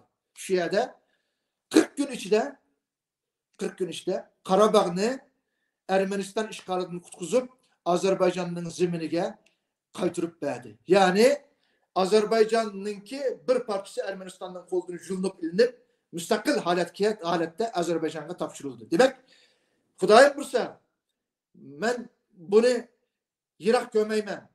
Bunun bu ümidim hem ba. Kelbüsüde hazır bizge misal Turbudaki lagırdaki kırındaşlarımızı kutkuzap pəmidi o. Bizge mandak yardım kılmadı o dep eyiplayatkan Türkiye bir günler kiloda inşallah Xitay'ın vatanımızı azat kıldığan vaktimizde biz Şərq Türkistanlıklar veren birge mörünü getirip kan verip can verip Xitay'ın kısas alıdığan vatanımız Şərq Türkistan'ı müstakil kıldığan şu günlerimi inşallah biz görürüz. İnşallah. Cahan uzun deyimiz, doğru deysiz. Hazır kılamagan bile belki ileride kılalışımız mümkün. Mesela Mevlüt Çavuşoğlu mu öz vaxtını mı vataniga baralaydı. Bir basa muştağırak ziyaret bulduğunu biletti. Yani keşke Hakan Fidan bağmıgan bolsa mı dep oylap kaldınız mı? Yok, ben onda oylamadım. Hmm. Hakan Fidan bağımlısı bolup degen bu göz karaş biraz cahillerçe, biraz tar körüş bilen, biraz Irak'ını körenmezlik bilen nadanlarca bir körüş buludu. Demiş ki deseniz, misal kardeşim bir mektep içildığanlıkların gipini anladık. Belki siz mi anlayan buluşunuz mümkün. Xitay bilen Şərq Türkistanlıklar arasında sözleydiğen, söz kılalaydiğen, arada arıcı bulalaydiğen, oturdu madara kılalaydiğen birilerinin buluşu gerek. Xitay bu rezil siyaseti bilen bütün çıgralını tosap Şərq Türkistanlı kırvesi kimnin pervayı pelek. Her kimnin pervayı pelek. Bizge Allah'tan başka himaye yok manı bilim. Bizge Allah'tan başka himaye yok. Ama sebep dairesinde Türkiye'nin ki aşağıda elçihanısının buluşu, belki Kelküs'te, Ürümçi'de bir konsulhanlığın içilişi, Kaşgar'da bir konsulhanlığın içilişi, Xitay'ın bünçülük pervasız, bünçülük hayasız kırgınçılık kılışıqımı azrak olsumu bir daldı boludu, bir sahip oldu dep oyleymen. Yana birisi Amerika bütün harbi gücünü, bütün siyasetini, bütün halkaradaki münasebetlerini Xitay'ın nişanlı ağan şekilde algı bisip makit vardı. Bilirsiniz bundan 3-4 yıl burun Amerika Taşkı İşler Ministeri Pompeo Belgiye'ye girip Belgiye'de NATO Baş Sekreteri Stoltenberg bilen bir beyanat verip NATO bundan keyinki düşmanınız olan Xitay karta tayarlık kılış gerek degen bir beyanat bergen idi. Bu küçük bir narsamiz. Bu demek Amerika'nın ki kelgüste Xitay'ını kargı ilip kandak parçalaydıganlıkının ki bişareti de karayman. Endi Amerika kandak kılvatıdı. Xitay'a hası tayak bulavatkan, iş bulavatkan, Avrupa'nın peracık oldu. İngiliye, Xitay'dan ibaret bu cellatının ki tuğuşga, bunun gevdirilişige, bunun iktisadi küçüğüşige İngiliye sebep oldu. İngiliye'deki şu bir neçe aile, Rockefeller, Rothschild aileleri, bunlar bütün mebdağını şu yere silip Xitay'ını semirtti. Ve Xitay, Amerika'nın ki bu siyaseti Avrupa palajga aylandı. Xitay karta siyasetini, harbi iktisadi ve halkara siyasetini devamlaştırıp vardı. Aslında Amerika'nın ki niyeti, hıyali odul Xitay'a birip Xitay'ını urmakçıydı. Hem iktisadi cihetten, hem harbi cihetten, hem içindeki komparti içindeki ziddiyet, hem asallık milletler içindeki ziddiyet, hem Xitay'ın ki özünün demokratları, hem Falun Gong katarlık dini asallık milletler, Müslümanlar, Hristiyanlar vakaca bir neçe amilini bir boğap Xitayni tögünü boğuzluğandak 7 yerden bıçaklamakçıydı Amerika. Lekin Rusya aldırak sandık bilen kalampaylaşıp Amerika'nınki bu hareketini özgü bolavatkan, özgü kartılıvatkan bir harekette kürep, bulak ve Ukrayna'nınki bir kısım beyanatları Ukrayna'nın NATO'ga kirmen digen teşebbüsü Amerika'nın mı bunun kısmen yeşil çırak yıkışı Ukrayna'ga yakşı tatlık sözler bilen muamele kılışı Rusya'nı çöçüttü. Rusya Ukrayna'ga hiç kim kütmegen bir şekilde biz kirdi ve bir yerde Ukrayna'ga mı uval oldu, Rusya'nın özgü mü uval oldu, Rusya mı az digende 10-20 yıl iktisadi cihetten, harbi cihetten keynik gitti. Bu kandak oldu, biz için yakşı mı oldu, yaman mı oldu, bunu vakit belgeleydi. Lekin bence bu mu bir Allah'ın takdiri? Kelgüste eğer Amerika Xitayga urup kalsa, Xitayga yardım kıldığın Rus'un küçümü acizlaştı. Bu mu Allah'ın hikmeti? Bu mu halkarada aldığımızdaki günlerde bulduğun işler? Şunun için bunun da bizden dediğim gibi şu. Xitay Şarkı Türkistan meselesi de ya Uygurlarga, Uygur Müslümanlarga, Şarkı Türkistan halkıga insandak yaşaydığın bir muhitni şekillendirdi.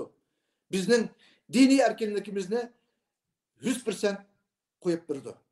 Bizden toy kırış, balı tipiş erkinlikimizni 100% koyup durdu. Bizden özümüzden marifimizde, özümüzden Uygur yazıkımızda başlangıçtan, yesliden daşoğuçu, üniversiteci, bütün marif sistemimizni özümüzge kaytırıp durdu. Bizden seyahat erkinlikimizni, bizden Xitay Abdunum rayonununki kanunu da Uygur Abdunum rayonunki, Şincan Abdunum, Uygur Abdunum rayonunki içki işlerde serbest, taşkı işlerde Xitayga bağlılık deydiğen bir kanun var. Nerede bu? Mümkün mü? Biz tınık alsak mı, nefes alsak mı Xitaydan sorap aldığın bir hale küçük kaldık. Biz ailemiz bilen bir yere girişti mi Xitay'ınki nezeriyesinden, Xitay'ın nezerinden bir hali bulanmaklık. Ailemiz bilen bir yere giremedik. Balıvakımızga biz özümüzdeki milli, ahlaki terbiyemizni bilemeklik. Bir milletini Xitay tüptün özgertip atıdı, mankurtlaştırıp atıdı.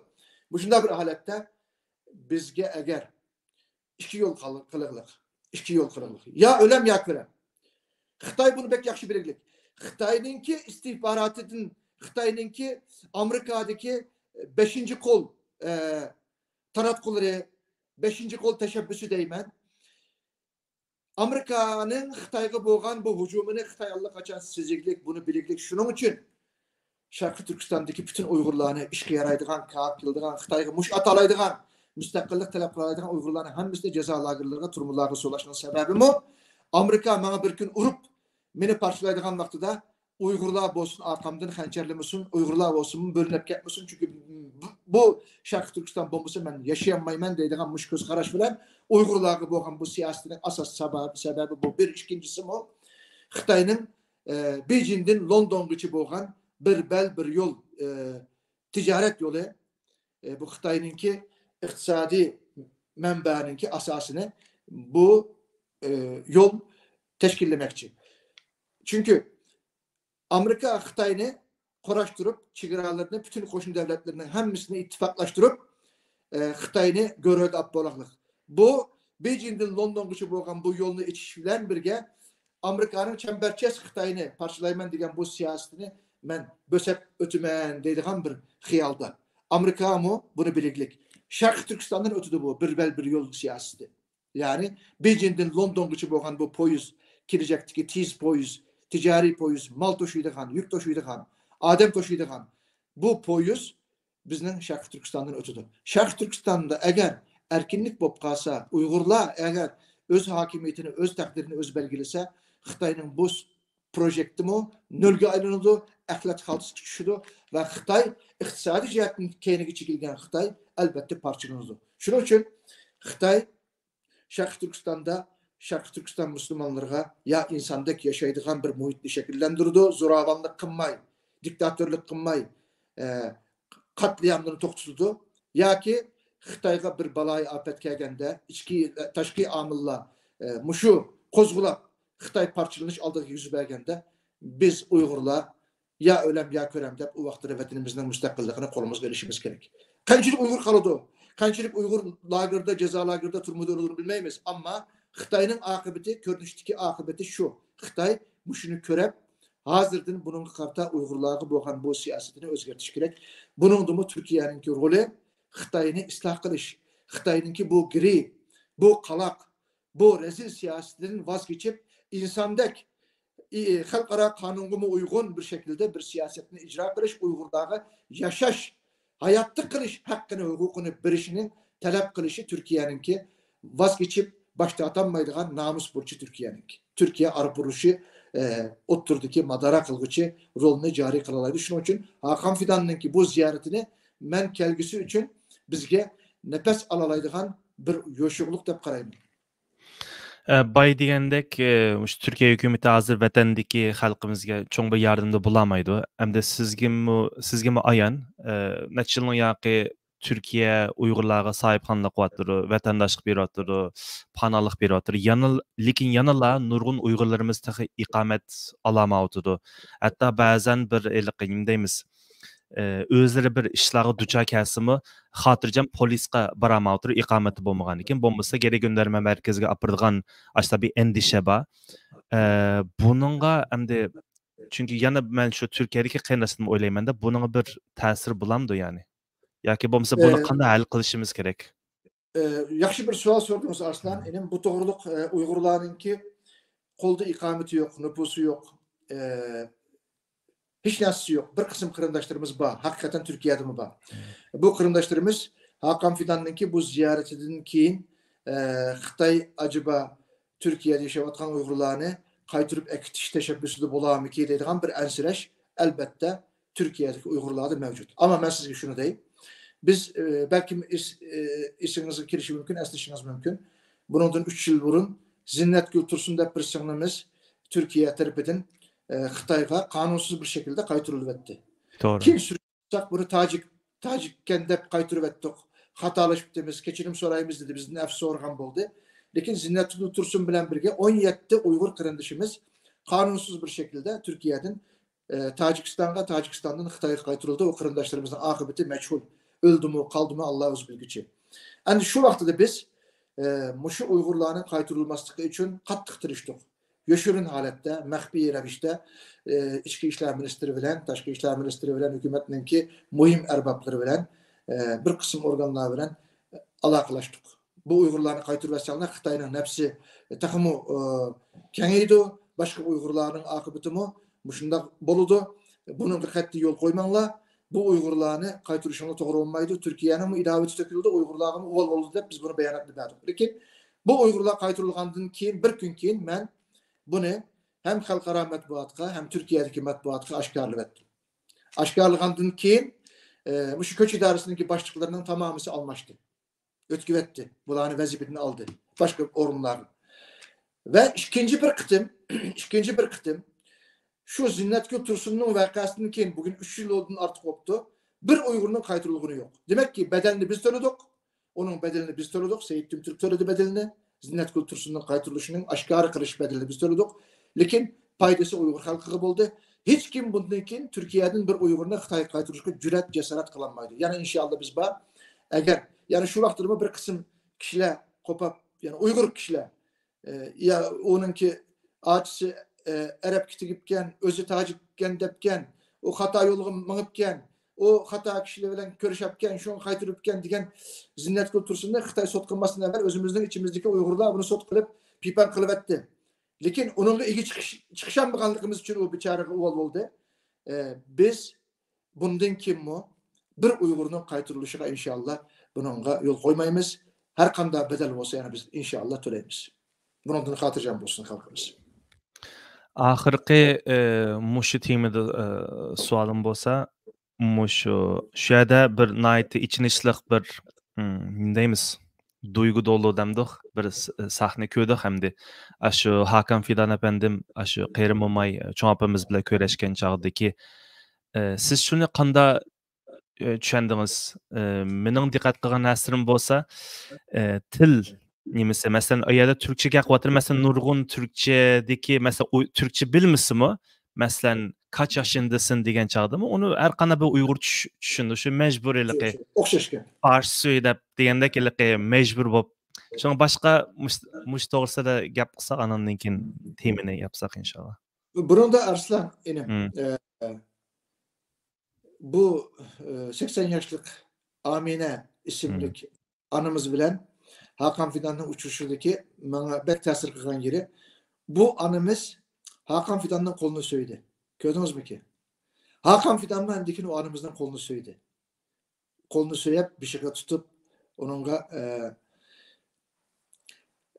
ama şu aralıkta Xitay bir ayal bu sohbetke müdahale kıldık. Dikkat kan bolsanız Xitay bir ayal. Ya muhbir ya ki ençentünün ademi ya ki kandaktı bilmeyim hem de. Aşağı orunlaştırılgan bir Xitay. O Xitaycı bilmeydi de biraz de gitme tuttu etti. Yani yana birisi Hakan Fidan bu Amine isimli anımız bilen Kaşgar'da köleşken vaktinde Esselamu Aleyküm deyip girdi. Kiripti. Yakşı mısınız deyip cevap verdi. Ben bunu tordumu paylaştım. Facebook'ta, Twitter'da, Instagram'da paylaştım. Sayın Fidan dedim. Sayın Dışişleri Bakanımız siz selam verdiniz ama Doğu Türkistan'da ve aleyküm selam demek ceza alır, yasak, suç. Bunu biliyor musunuz? Bunu biliyordu özü. Pek yakşı biliyordu. Bu bir. İkincisi bu anamız bilen sohbetleşkendeki bana dua kılan dedi. Bizim Şarkı Türkistan'da dua kılış mı cezalık? Ceza alıdı. Ceza alınıdı. Belki turmuğu olaydı. Bunun da biliyordu. Çünkü Hakan Fidan bunun 10 yıl burun Başministerininki müsteşar yardımcısıydı. O vaxtlar biz bununla çok yakın görüştük. Hatta ki 2009 Ürümçi kırgınçılıkta şu vaxtıda hürmetlik Erdoğan bizne tanıştıgan. Şu Hakan Fidan bilen alakalı oldu. Biz Ürümçi kırgınçılığına 2009 Ürümçi kırgınçılığının bütün videolarını, bütün kasetlerini, belgelerini, delil ispatlarını şu vaxtıda mı şu Hakan Fidan'a o vaxtda Başbakanlık Müsteşar Yardımcısı, Başbakanlık Müsteşarı Efkan Ala idi. Şoluk belgen. Endikin Erdoğan kopap Xitay'ın Ürümçi'de kılganları bir katliam derhal bunu toxtatish gerek. Eğer bu Xitay Ürümçi'deki katliamı toxtatmasa NATO'ga, Birleşmiş Milletler'e, İslam İşbirliği Teşkilatı'na, Avrupa Parlamento'ga apırmen digenliki üçün Xitay'ınki devlet başlığı İtalya'daki G8 uçuşunun katlaşmaya kaytıp gelgen. Endi demekçi oğlum şu bir yerde o ayal dua kılın depti o biçare ayal hiç tilini çaynap gek kılanmadı. Bunun içindim. Bütün Uygurluğun ahvalı bu şu. Biz anlava tuttuk Arslan. Salam bir iş yasak. Esselamu Aleyküm deyiş yasak. Dua kılış yasak. Allah deyiş yasak. Namaz, roza, meclis tutsun. Allah deyiş yasak. Şu gepni anlava tuttuk. Lakin biz bunu öz közümüz bilen gördük. Biçare ayal Esselamu Aleyküm depti ve Aleyküm selam diyenmedi. Bana dua kılın depti. Tilini çaynap hiç ne onunla cevap verildi, ne onunla bir düşünce verildi. Hem de bizim Uygur'un ahvalımı şu. Ama benim yana bir söyleyen yerim, Hakan Fidan istihbaratın kelgen bir kişi. Türkiye'de takribi 8-10 yılın yakın Milli İstihbarat Teşkilatı'nın beşideki bir kişi. Bütün Uygur meselesini siz bilen mendek biliyordu. Tefsiri biliyordu. Bu inşallah mence sırtın anlıgan özgür kelgen dikiratlarınki, özgür kelgen haberlerinki, raporlarınki kançülük rast ikenlikini bu Xitay'ınki senaryosu, tiyatrosu körgezmesi değil yok. Bu kögün digen yerini kögen, bağın digen yerligi bağan, otuğan digen yerde otuğan, kopkun digen yerde kopkan Hakan Fidan'ınki mescitte bir mi cemaat yok. Mescitte bir cemaat yok. Koçu'da bir erkek yok. 5-6 tal okumucu balı bilen sohbetleşti. 5-6 tal okumucu balı bilen sohbetleşken ceryanında etraf çörüsü kalırsak bir erkek yok, bir kişi yok. Ne etti bula? Bunu biz aşı videodun kögen kişi neçe saat Ürümçi Kaşgar'da ziyaret kılıp minip piyade kögen Hakan Fidan bu erkekler ne etti, bu erler ne etti deyip sormamdı. Elbette soraydı biridir. İnşallah bunun kartamı siyaseti Türkiye'nin bir özgürüş ilip baradep ümit kılman. Takı cesaretlik, takı gayretlik, takımı kudretlik bir kadem desse çünkü Türkiye Selçuklu'daki, Osmanlı'daki cihan sorgan bir imperiyanınki izbasarı Türkiye'ye yaraşkan, Türkiye'ye layık boğan mı bütün mazlumlarga qanday egi chiqqan bo'lsa, o'zining ana bir dadı bir o'zining tuqquni bo'lgan Sharq Turkiston xalqiga egi chiqishimi albatta Turkiyaningki bosh tortib qutlanmaydigan ham diniy ham milliy majburiyati deb qarayman. Rahmat aka, Allah razı olsun. Muşun nurgun narsani ichmadingiz. Yana bir temada gap achay degandim. Endi bunda qanday so'rasam, endi sizni ataydan so'rab vaqtingizni chiqarib qandan keyin so'rab o'tay. Bir oyga yaqin bo'ldi. Mushu jinsiy parakendchilik voqeasi yuz berdi. Endi siz bu haqda sizmi masalan bir Dünya Uyg'ur qurultiyining bir qurg'uvchisi bo'lish sifatingiz bilan hatto Rabiya onamizning yanında ma'un raisligini qilib keldingiz. Lekin bu haqda hech qanday bir bayonot, eshitdim ko'midik. Buning bir sababi bormi? Endi aslida bu savol so'ralmasa pek yaxshi bo'ladi. Lekin endi so'ralgandan keyin albatta bunga javob berishim kerak. Hattoki bu jinsiy axloqsizlikqa uchirdim degan ayolmi menga yozdi. Men buni tunji qitim da'vatıman. Siz nimishqa sukut qilib tursiz Seyit efendim? Nimishqa bu to'g'riliq so'zlamaysiz? Men mazlum Uyg'ur xalqiga egi chiqqanligim uchun, men mazlum Uyg'ur xalqining ovozi bo'lay, bunga yordam qilay deganligim uchun mushundaq jinsiy axloqsizlikqa uchirdim. Buni kun tartibiga keldim, ama Uyg'urlarning ichidan men nurg'unlarga telefon qildim. Uyg'ur qurultiyining ichidagi rahbarlarning nurg'uniga uchur yozdim. Hatto Rushan Abbas xonimgacha men telefon qildim deydi. İsimlerini saydı. Bir emisini sanıp ötüşümden haceti yok. Lekin deydi men bir ayal kişi bo'lgandan keyin deydi. Rushan Abbas xonimni o'zimga yaqin ko'rib, bir ayal kishi bo'lganligi uchun meni yaxshi tushunish kerak. Meni taqimi to'g'ri tushunadiku deb Rushan Abbasga telefon qilib, uning bütün ahvolimni aytdim. Aytsam, Rushan Abbasdanmi bir qiz inkas qaytmadi. Bek ümidsizlandim. Endi sizlar Xitoylar bizning namusimizga chiqilyotdi. Xitoylar bizning erlerimizni turmuga jazo lagerlariga solab, bizning namus ifatlarimizni Xitoy erlerini bizning uylarimizda majburiy yetib bizning axloqimizga, bizning namusimizga qo'l tekkizib o'tiradigan bir millat. Endi sizlar mushundaq qilsanglar, sizlarga kim yordam qiladi deb mushundaq savollar menga so'rdi. Endi sizga maqchan yozgan o'xshaydi o savolni. Bu masalada men albatta Dünya Uyg'ur qurultiyining qurg'uvchisi ve aynı vakitte Rabia Kadir Hanım bilen bu davanı takribi 8-10 yıl birlikte irip bağdık ve Rabia Kadir Hanım'la devrede bu dava en yukarı seviyeye çıkan. Biz bununla ecir emgek sındıgan, ahlakımız bilen, faziletimiz bilen, imanımız bilen, milletimiz gibi olan mihrin muhabbetimiz bilen, şu mesuliyet bilen biz bu davanı irip gelgen. Efsus Rabia Hanım 2016-2017 yılları biz Fransa'da saylam ötküzüp bir ay ötkenden keyin saylamdan keyin bir ay ötkenden keyin şu qurultayninki hozirgi rahbarlik heyeti 40 kişilik bir grup Kıbrıs'ta yig'in içip şu yerda Rabia Qadirni, Seyit Tümtürkni qanday yiqitimiz degan bir yig'in içipti. Bundan xabarimiz bo'ldi.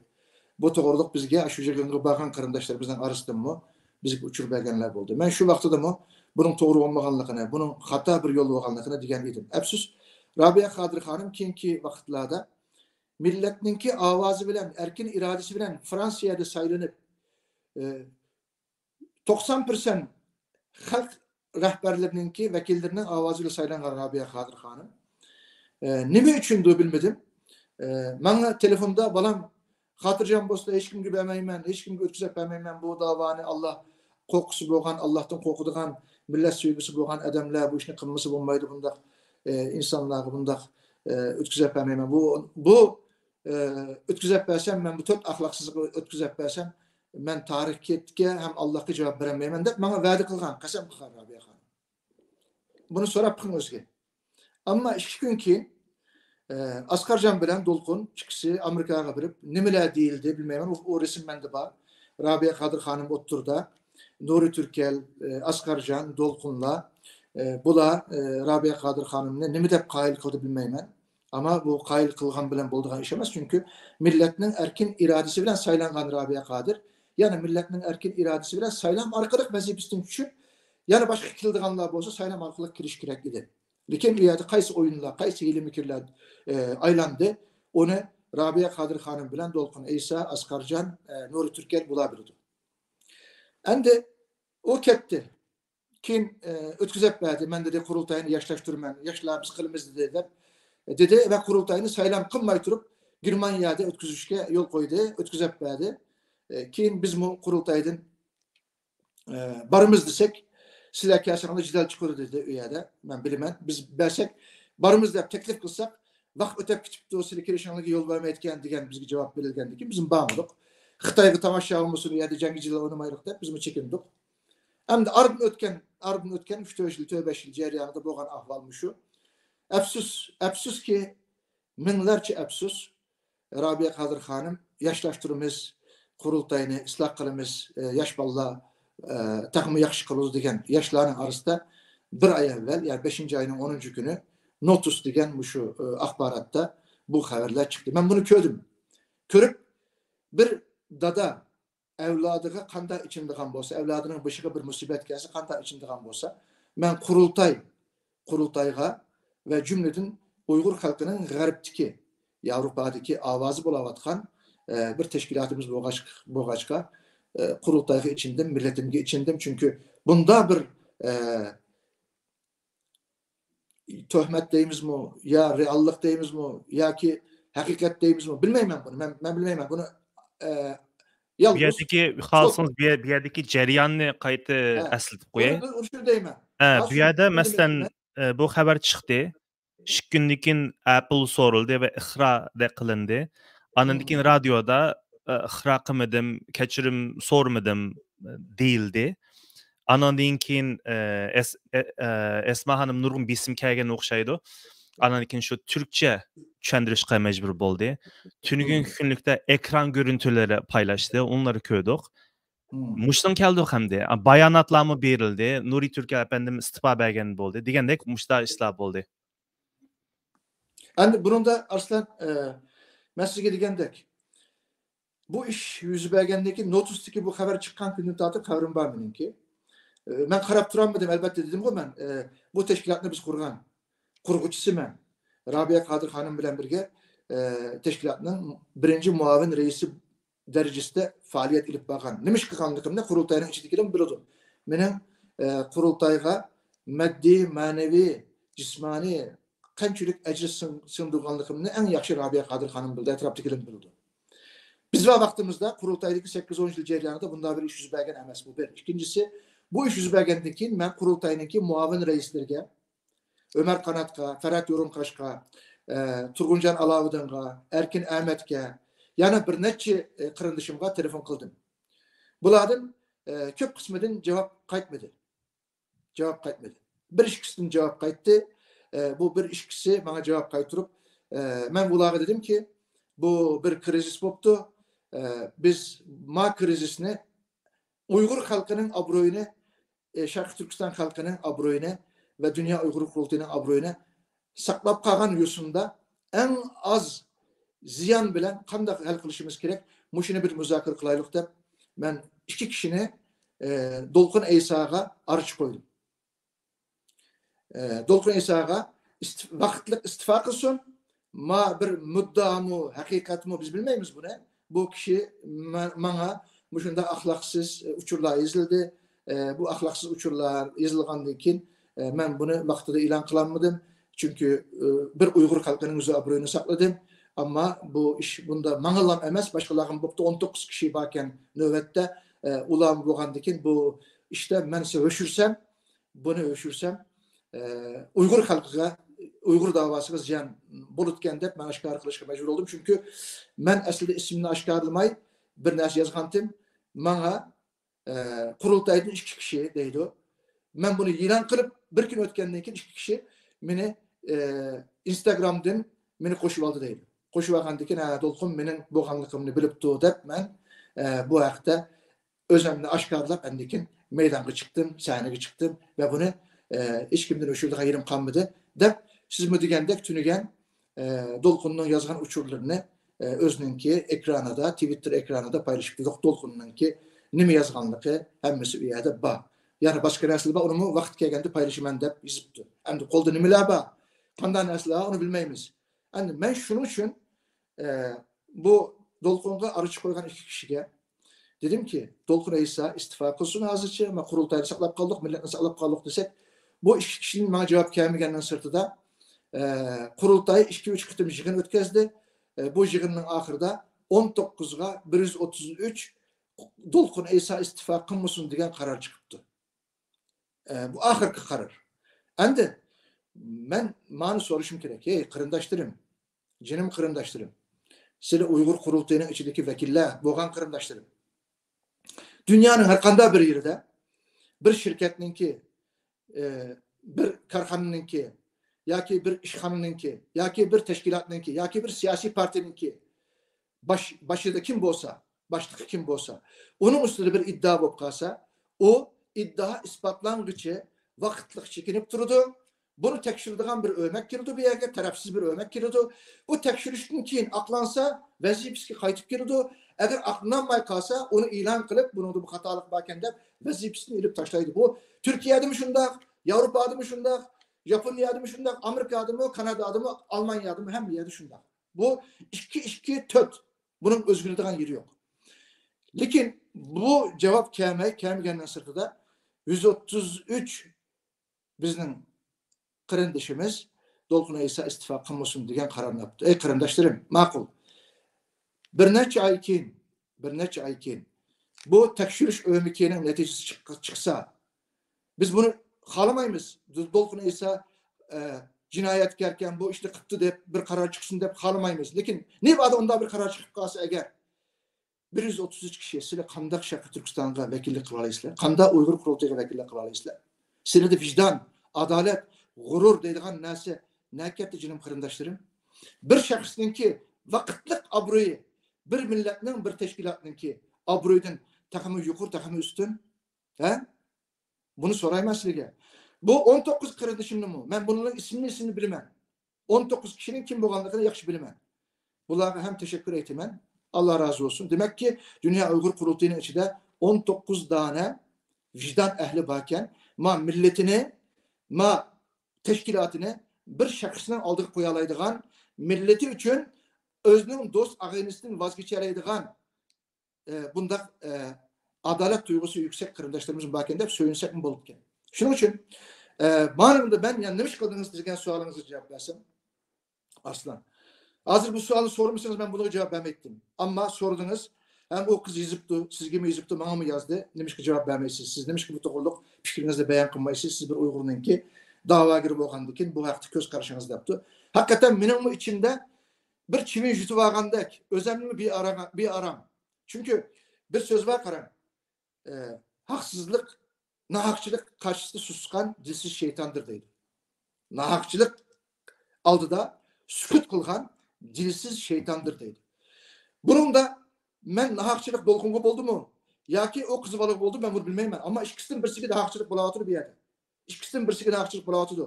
Bunu da sukut tutmaslik kerak. Şokum bunu adil bir şekilde arışımız gerek. Şunun için bunun da bu suallarınızı ben tepsili cevap vermem. Ben Muşu Ceryan'da 5. ayınınki 10. günün notusu çıkan haberindeki nimiş kıldı. Seyit Tümtürk bir Uygur boluş süptü bilen qaysi mesuliyetini ada kıldı. Men Muşu iş tahammü resvası, tahammü sızkı çıkmasın. Hem kurultayının abroyu hem milletin inaveti, şeref nüfusu yer bile yaksan bulmasın der. Kurultayının kurgucusu ve tuncu kıtın birinci reis olan Erkin Alptekin akımızga telefon kıldı. Erkin Alptekin'e telefonda dedim ki Erkin abi siz bu kurultayının kurgucusu, bu davadaki en peşkadem eden hem kurultayının birinci reisi bu notusga çıkan haberini gördünüz mü? Ma Qizbal'ın müddası küçük müdda emas. Bir yerde kılıcık nasıl izlipti. Nuri Türkel'in meselesi miyagi çeken. Nuri Türkel endi bu hata qilgan bo'lsa-mu, hiç olmasa bir erkekçe o'g'alvallik qilib, istifa qilib, bunun da özünü çekipti. Nuri Türkel bir çekinipti. Ama Dolqun Eysa'nın ahvali bu kelgüste eğer bu iş rast çıkıp kalsa, bu qurultaygımı, davagımı qattiq ziyan yetkizdi. Bu to'g'riliq siz nima deysiz desam, Erkin Alptekin'in bana bergan cevabı, Seyit Bey ufka resmi organlar bunun bir cevap versin. Ben bunun arlaşamayım dedi. Erkin Aktekin'in bergen cevabı bu. Resmi organlar cevap versin dedi. Endikin Rabia Kadir Hanım bu telefonu açtım. Rabia Kadir Hanım bu telefonu açıp Rabia Hanım bu toğırlık demiş kılışımız gerek desem. Balam ben kaçan desenler ben çıkıp ben bu ayakta özümün göz karıştırımına digri teyyat dedi. Rabia Hanım'ın bergen cevabı bu. Allah razı olsun. Ama dedim ben size eğer cevap verdiğim bosla saklap tutsa, aldırmayı tutsa biz bir ortak akıl bilen evvel kurultayının kurguçuları, kurultayının aksakalları, kurultayının reisleri, muavin reisleri, baş katipleri, icranın reisleri bulubilen bir körüşep biz kurultayını kurganlar bizi oğandaki biz bir teşebbüs başlıklıkta Rabia Hanım'ı bastırıp koydum. Andın Nurmet Musa Bayga, Amerika'daki Nurmet Musa Bayga telefon kıldım. O mu? Ben mu çıkıp bu ayakta fikir beyanat kılalayman, göz karıştırma diyelayman. Demem siz veren birge hareket kılman dedi. Rabia Kadir Hanım'a okşaş. Ümit Agahi, Germanya'daki Ümit Agahi, o mu burun kurultaydı muavin reislik kılgan. Onun bu telefon kısak, o mu? Siz ne mi desiniz? Şu birge ortak hareket kılımız desiniz, hareket kılımız dedi. Enler Can'a telefon kıldım. Enler Can mu? Siz ne mi desiniz? Makul, billah hareket kıldık, koşulumen dedi. Asgar Can'a telefon kıldım. Çünkü Enler Can kurultayının ikinci reisi. Enler Can Germanya'daki kurultayının ikinci reisi. Rabia Kadir Hanım kurultayının üçüncü reisi. Hem de bu Asgar Can'a telefon kılsa Asgar Can koşaldı. Mehmet'imin alağa Avustralya'dan Mehmet'imin alağa telefon kıldım. Mehmet'imin alağı mı? Ben mi koşulumen dedi. Ama dedi evveldir bir fikir birlik hikayesinin endikin ben mu bu ayakta fikrimini beyan kılsam boludu dedi. Belki silah bilen birge belki kurultayının ayrım ben bu fikrimini beyan kılımen dedi. Ki şu ağırlıkta bu meselede kurultayının iki kıtımcılığını ötküzep Dolkun Eysa istifa kılmaydı degen haberini biz anladık. Anlığandın ki Enler Can akımız ben ağzıcı tutturayım, ben işini başlayıverdim. Ben çıkıp ekrandımı sözler verdim. Ben topçu hareket kılış, opçu hareket kılış meselesini toktap duray dedi. Enler Can'ı toktap durdu. Ben andaki kandak kıldım deseniz Dolkun Eysa'nın özgür telefon kıldım. Çünkü ben arıcı koygan işki vekil din müsbet cevap gelmeyenden ki Dolkun Eysa'nın özgür telefon kılsam WhatsApp işleme etken. Sorsam sinyal işletiyordu dedi. Sinyal işletiyordu degendikin ben yana kurultayının muavin reislerden birisinden telefonunu ilip sinyaldan telefon kıldım Dolkun Eysa'ya. Telefon kılsam bana cevap kayıt olmadı. 2 gün 3 gün ötkendikin cevap gelmegendikin ben avaz kaldırıp koydum. Dolkun Eysa selamünaleyküm kardeşim. Bu şimdi siz bilen mühim görüşdüğün bir mesele var. Siz bilen sohbetleşsek bir istişare kısa desem. Bana bir 2 gün keyin cevap kaytırıptı Dolkun Eysa. Hazır ben bek aldıraş bir arsal boğan vaktinde ben size cevap kaytıray dep cevap biripti. Hem de bu hakançı aldıraş olsak mı? Hakançı işlerimiz beşimizin iş kessi mi? Ma teşkilatını kogudap kılış, Uygur halkının yüz abroyu, namus şerefini kogudap kılış bizimki mecburiyetimizde qarayman. Hazır mı yana hem vakt ötmedi bununla. İnşallah kurultayının kurguçileri Rabia Kadir Hanım, Erkin Aktekin, Enler Can, Asgar Can, Ümit Agayi, Nurmet Musa Bay, Mehmet'imin Ala, men yani başka kurultayının ki rehberleri biz muşu kurultayını kanda saklap kalmışız degen timi doğruluk Dolkun Eysa yaki kurultayının ki icra heyeti veren bir müzakere sohbet ilişki teyya. Çünkü ben yanı deymen. Ben Dolkun Eysa'nı bir yerde çokum bu işini kıldı. Bu cinayetkar, bu kapkarı demeymen. Ya ki ben appak bu işte kımbırı mı diyemeymen. Bu mesele aydınlaş boğucu, bu mesele yoruluş boğucu. Dolkun Eysa'nın ki vakitlik çekilip duruşu hem davanın salameti hem özününki inaveti abroyu hem kurultayının inaveti abroyu için pek mühim ben elzemde qarayman. Bu meselede yanısından soraydıqanlarınız olsa misal şu kızvalına ma degen gibi dedim bu nahakçılık karşısında bir adam sükut kısa bu dilsiz şeytan değil. Endi bu kız var şunu depti. Dolkun Eysa deydi, bana bu xatni yaz deydi. Hem de xat benim qolamda bar deydi. Meni näge teklif qilganligi, Gollan Germaniya bilen Belgiya chegarasi arasida bir oteldagi men davet qilganligidan tortib, men sizni manda degan gaplardan tortib hammasi bar deydi. Endi bunu türgen qo'yapti. Endi deydi ki, bana en igri kelgan yeri deydi, Seyit Efendim deydi. Meni Xitoy jasusi dedi bu deydi. Erkin Asrar Radyosu'na çıkıp men hücumga uçurgan, men ahlaksız hücumga uçurgan men buluş süpütüm bilen meni Xitayning jasusi dedi bular. Erkin Asrar Radyosu'da Xitayning oynadı dedi. Alim Seyitov bilen Nurittin'inki Dolqun Eysa'nınki sohbetide muşu gepler bulaptı. Degendikin men dedi, men bunu qanday isbatlayman dedi. Men Xitayning jasusi bo'lmaganligini qanday isbatlayman dedi. Bunda oylasam dedim ki siz Dolqun'u teklif kıldınız mı bir yerge ya ki Dolqun'u siz bir nesili çakırdınız mı ya ne dep yazdınız desem dedi ki Kanada'daki bu Xitayga qarta Uyghur kanunu ma'qullangandan keyin men tebrikleydi bir tebrik xat yazsam meni javoban sizni qishimda bo'lsangiz manda qilibdim sizni anda qilibdim degan uchurlar keldi dedi. Degandan keyin bu tunji qitim siz yazdingizmi desam tunji qitim men yazdım ama men hech qanday bir onun aqliga ahlaksız bir iş qildigan biraz yazmadım. Yalğızlam tebriklep Kanada hükümeti manda qilibdi. Kanun ma'qullabdi men tebrikleyman desam bu ular meni köz gelmezsin şundaq ahlaksız näsilini yazdı.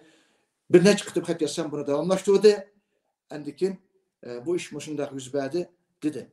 Endi dedim siz bir yerge çakırmagansız Dolqun'u desem yo'q dedi. O meni çakırdı dedi. Nerge çakırdı desem meni Germaniya bilen Belgiya chegarasındagi bir otelga kelamsiz. Bir neçe gün dam olsaksiz bilan dedi. Degandikin men dedim unda o siz Xitayning jasusi emaskansiz dedim. Çünkü siz eğer Dolqun Eysa'ni siz çakırgan bolsanız bir yerge Xitay bir qıltaq silip, bir oyun oynap, Dolqun'u bir patqaqqa solap, Dolqun'u resva qilib, onun videosunu ilip, yoki onunki qiz bola bilan bo'lgan bir qism narsalarni video qilib, Dolqun'u qarlamoqchi ekan bu yerda, bu qiz Xitayning jasusi ekan desam bo'ladi deb ichimdan, o qiz bolaga demedim, o'zim ichimdan dedim. Bu yerda agar Dolqun sizni chaqirgan bo'lsa, sizning Xitayning jasusi bo'lganligingiz mencha bir adamning vijdonidan iddisini o'tmaydi deb men shu qanoatga keldim. Endi bunun da yanımının gibi şu kırındaşlar Nuri Türkel meselesi Nuri Türkel Amerikalıklardan terkip tapkan bir idare heyeti boğaçka Nuri Türkel işlevatkan Amerika dini asallıklar milletler grubusunun başlığı boğaçka onunki etrafındaki hemisi Amerikalık. Nuri Türkel üstüne bunda bir müdda üzberkse o etrafındaki Amerikalıklar derhal Nuri Türkel'in vazifetini aldı. Nuri Türkel akıllık bala. Özünün vazifetinin alındığını bilgeçke bu vazifetin asam bana takım igir zulüm boludu. Bu işte takım rasa olman der. Özünü sorap istifa kılıqlıq Nuri Türkiye. Ama bizning Uygur'unki bir yerde üstürüp etken yere kurultayının içindeki de Uygur oğaçka yani Uygurça hesap kılıp bu benim ağinem, benim dostum. Menşilik ağinem, menşilik dostum.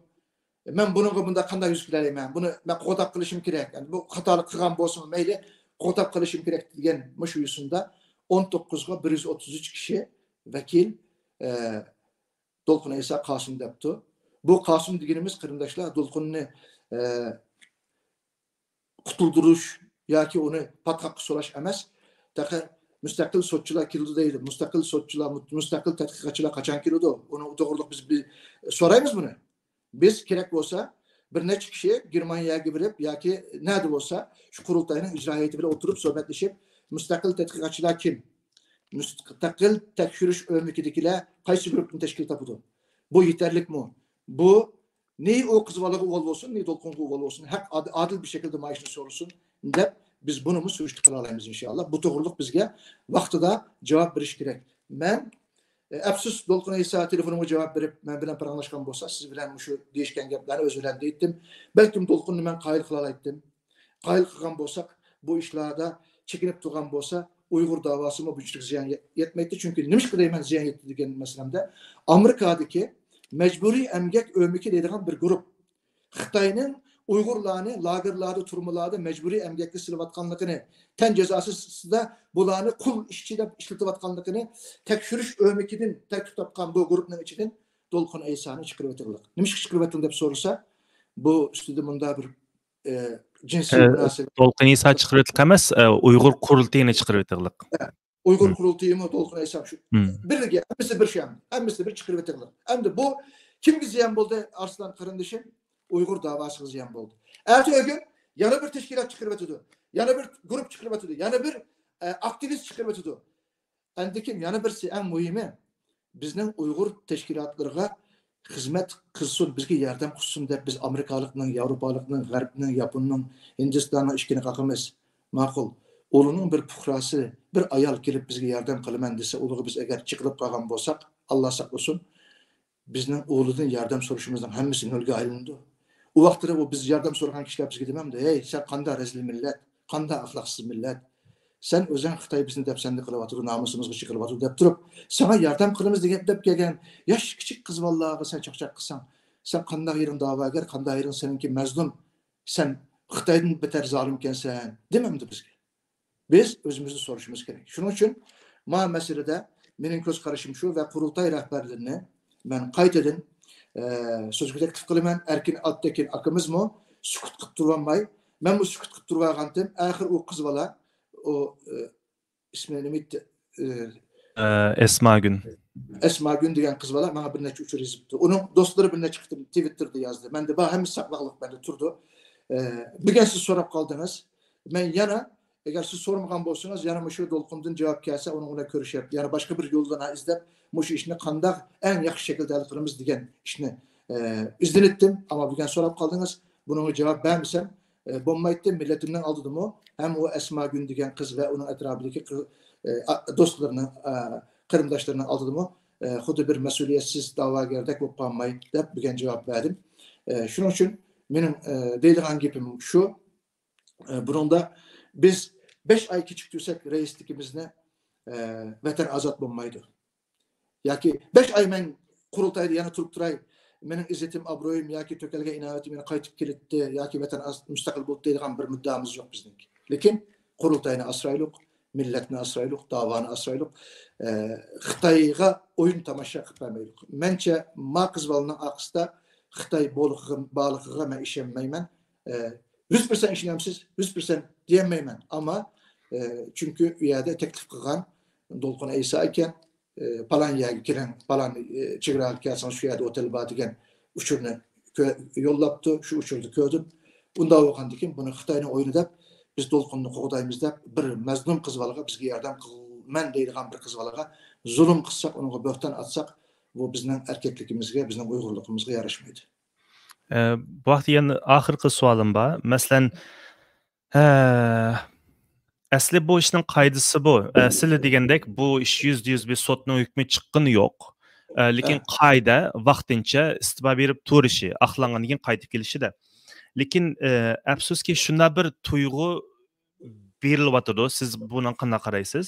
Ya'ni Dolqun Isa vaqtincha bo'lsin va yoki tamoman istibo bersa, xuddi bir Uyg'ur qulti cho'kib ketgidek bu reislikni kim oladi?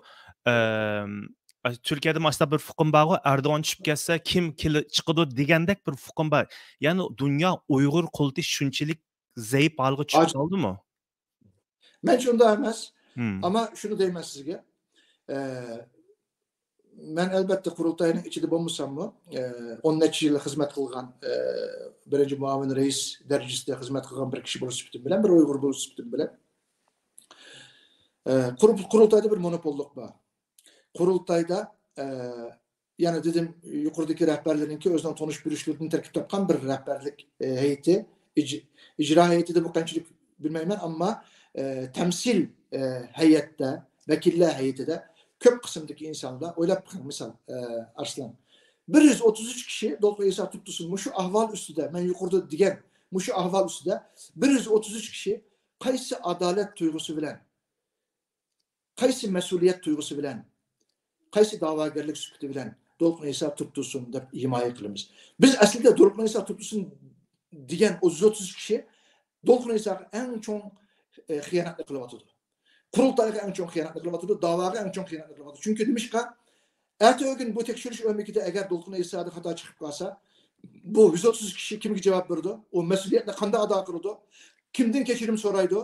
O qurultayninki obro'yi, millatning inovati to'kilgan izzat, nomus, sharafimiz qaytib kelamdi bizga. Yani 5 ay ichidagi bizniki bo'lgan rasvochiligimiz qaytib kelamdi. Kelmaydi. Shuning uchun bu yerda yana ham shuni deyman, agar suç ve ceza şəxsga xas bo'ladi qarindishim. Men agar bir xato qilgan bo'lsam, buni idora etimga so'ramayman. Men chiqib uning bedelini o'zim to'layman yoki men deymanki, o erkakcha qarindoshlarim Mening üstümde bunda bir iddia var. Ma işini aklanıp boğuçe ben çekilip durman diyemem. İdare eğitimge bu mesuliyetini atmayman. Çünkü bunu ateş özem tayinligen idare eğitiminin ki meni akı iş kılıp ma yancıkımdan ilip ayancıkımga sarılan okşaş bir iş oldu. Bu iş külgü çak ayrıldı. Garipte, Amerika'da şu ötkendirim bu. Ağabey dedim. Mecburi emgek ömeki mu? Bu kurultayının kararlarından keyin kurultayını mecburi emgek ömekiden Xitay karşı mecburi emgek ömekiden to'xtatib qo'yganliginin sebebi Dolqun Aysani ve kurultayını to'xtatib qo'ygan sebebi mu? Sizlar tahi vazifangizdan ammaninglar mademning ustida qattiq muddaba madem turdiği bir yerde şunun için mademning vazifasini biz to'xtatib qo'ydik kurultayning vazifasini to'xtatib qo'ydik deylik. Başka teşkilatlar mı desin mi bunu? Hemmisi şunu desin mi? Bütün NGO'lardan, bütün ammavi teşkilatlardan hemmisinden mahrum kalgandan keyin endikin biz Dolqun Aysani tutup kaldık boldu yeter mi şu dep otursak bu bizge yarışamdı. Şunun için hem kırındaşlarımız kolunu küksüp koysun. Benim telefonum açık. Dolqun Aysa eğer özge işençisi bolsa kırındaşımni ben onu hatalaştı, çokum bu işini kıldı, ya kılmadı demeymen. Allah özü bilgiçi. Bana telefon kısa, özüne düşendiyse biz mu inşallah bu vaktiki göz kararlarımızı vicdanımızdaki bir kısım çivin jutuvagandek bolgan işlerimizni yoruglaştırış, bizni teskin kılış Dolqun Aysa'nın kolunda. Dolqun Aysa bana telefon kılsın. Endi yana birisi kurultay rehberlerininki, her birininki bu vaktiki fikir beyanatları mühim dep qarayman. Başta Rabia Kadir Hanım bunun qattiq bedel to'nadi. Uyghur davasının bugünkü kilişige, bugünkü yükselişige sebep bolgan bizninki manevi anımız hem teşkilatınınki 7-8 yıl reislikini kıldı. Erkin Alptekin akımız mı şu, Enler Can mı şu, Asgar Can, Ümit Agayi, Ferhat Yorunka, Mehmet İbn Ala, Nuri Musabay, bu kırındaşlarımız mı çıkıp ekranga özünün fikirlerini, beyanatlarını düzsün. Biz ma davaga ilk çıkaylık kırındaşlar. Allah razı olsun aka. En ahırkı, benim bu suallarım tügedi. En ahırkı sözünüz var mı? Şunu bile tügedey. Başka sözüm yok. Aslında biz saat itibarı bilen biraz bir ep saatte bu iş bu kaldı. Herhalde inşallah milletimiz anlagandı. Milletimizge azrak olsun milletimizden menfaati için bir paydalık bolgandı dep oylayman. Ama Hakan Fidan meselesi de benim ahırkı gitmiş şu. Millet bilen siyasetçiliğinki söz ibareleri bize okşamaydı. Türk milleti her kaçan her zaman Şarkı Türkistan'ın müstakilligini talep kıladigan, biz için yaxşı gördügan, inşallah bizning müstakilligimiz aldıda biz bilen mörünü getirip cinni, qinini pida kılaydigan bir millet, Türk milleti, mani bilelik. Ama siyasiyle devlet menfaati, özününki orun menfaati, halkara münasebet, halkara siyaset, diplomasiye tili deydigan muşu sebeple arkalık gayet vaktada bizni razı kılanmıgıdek ahval uçup kalıdı. Lekin manın işin Allah Recep Tayyip Erdoğan'ın kalbide, Hakan Fidan'ın kalbide, Şarkı Türkistan'ın müstakilliği en az bizden kadar bunun işini ben ama siyasi söylemde, diplomasiyadaki münasebette bunu bizde diyemezdi ki mümkün. Bunu doğru düşünüş gerek. İnşallah şu Karabağ misalini verdim meseleye 35 yıl evvel bir tük uçağını talep kılmaktadır Türkiye. Azerbaycan'a bir tük uçağını birenmegen. Bizden yarıdalangan askerlerimizi taşıyoruz. Nımbolu'da biren degende biz birenmeyimiz. Orus bilen jangiciler kılın bizde. Hem de Orus bilen arını yaxşılap boğandan keyin bultu Karabağ'a Türkiye'nin İHA ve SİHA'larını, Türk askerlerini, Türk kumandanları aşağıda başkurdu. 40 günde 35 yıl işgal olgan, 35 yıl işgal olgan Karabağ'ını 40 günde Ermenistan'ın işgalini azat kılıp Azerbaycan'a tapşırıp verdi. Şunun için inşallah bir gün kilodu. Evvel Allah, bizden yardımcımız, birincisi Allah.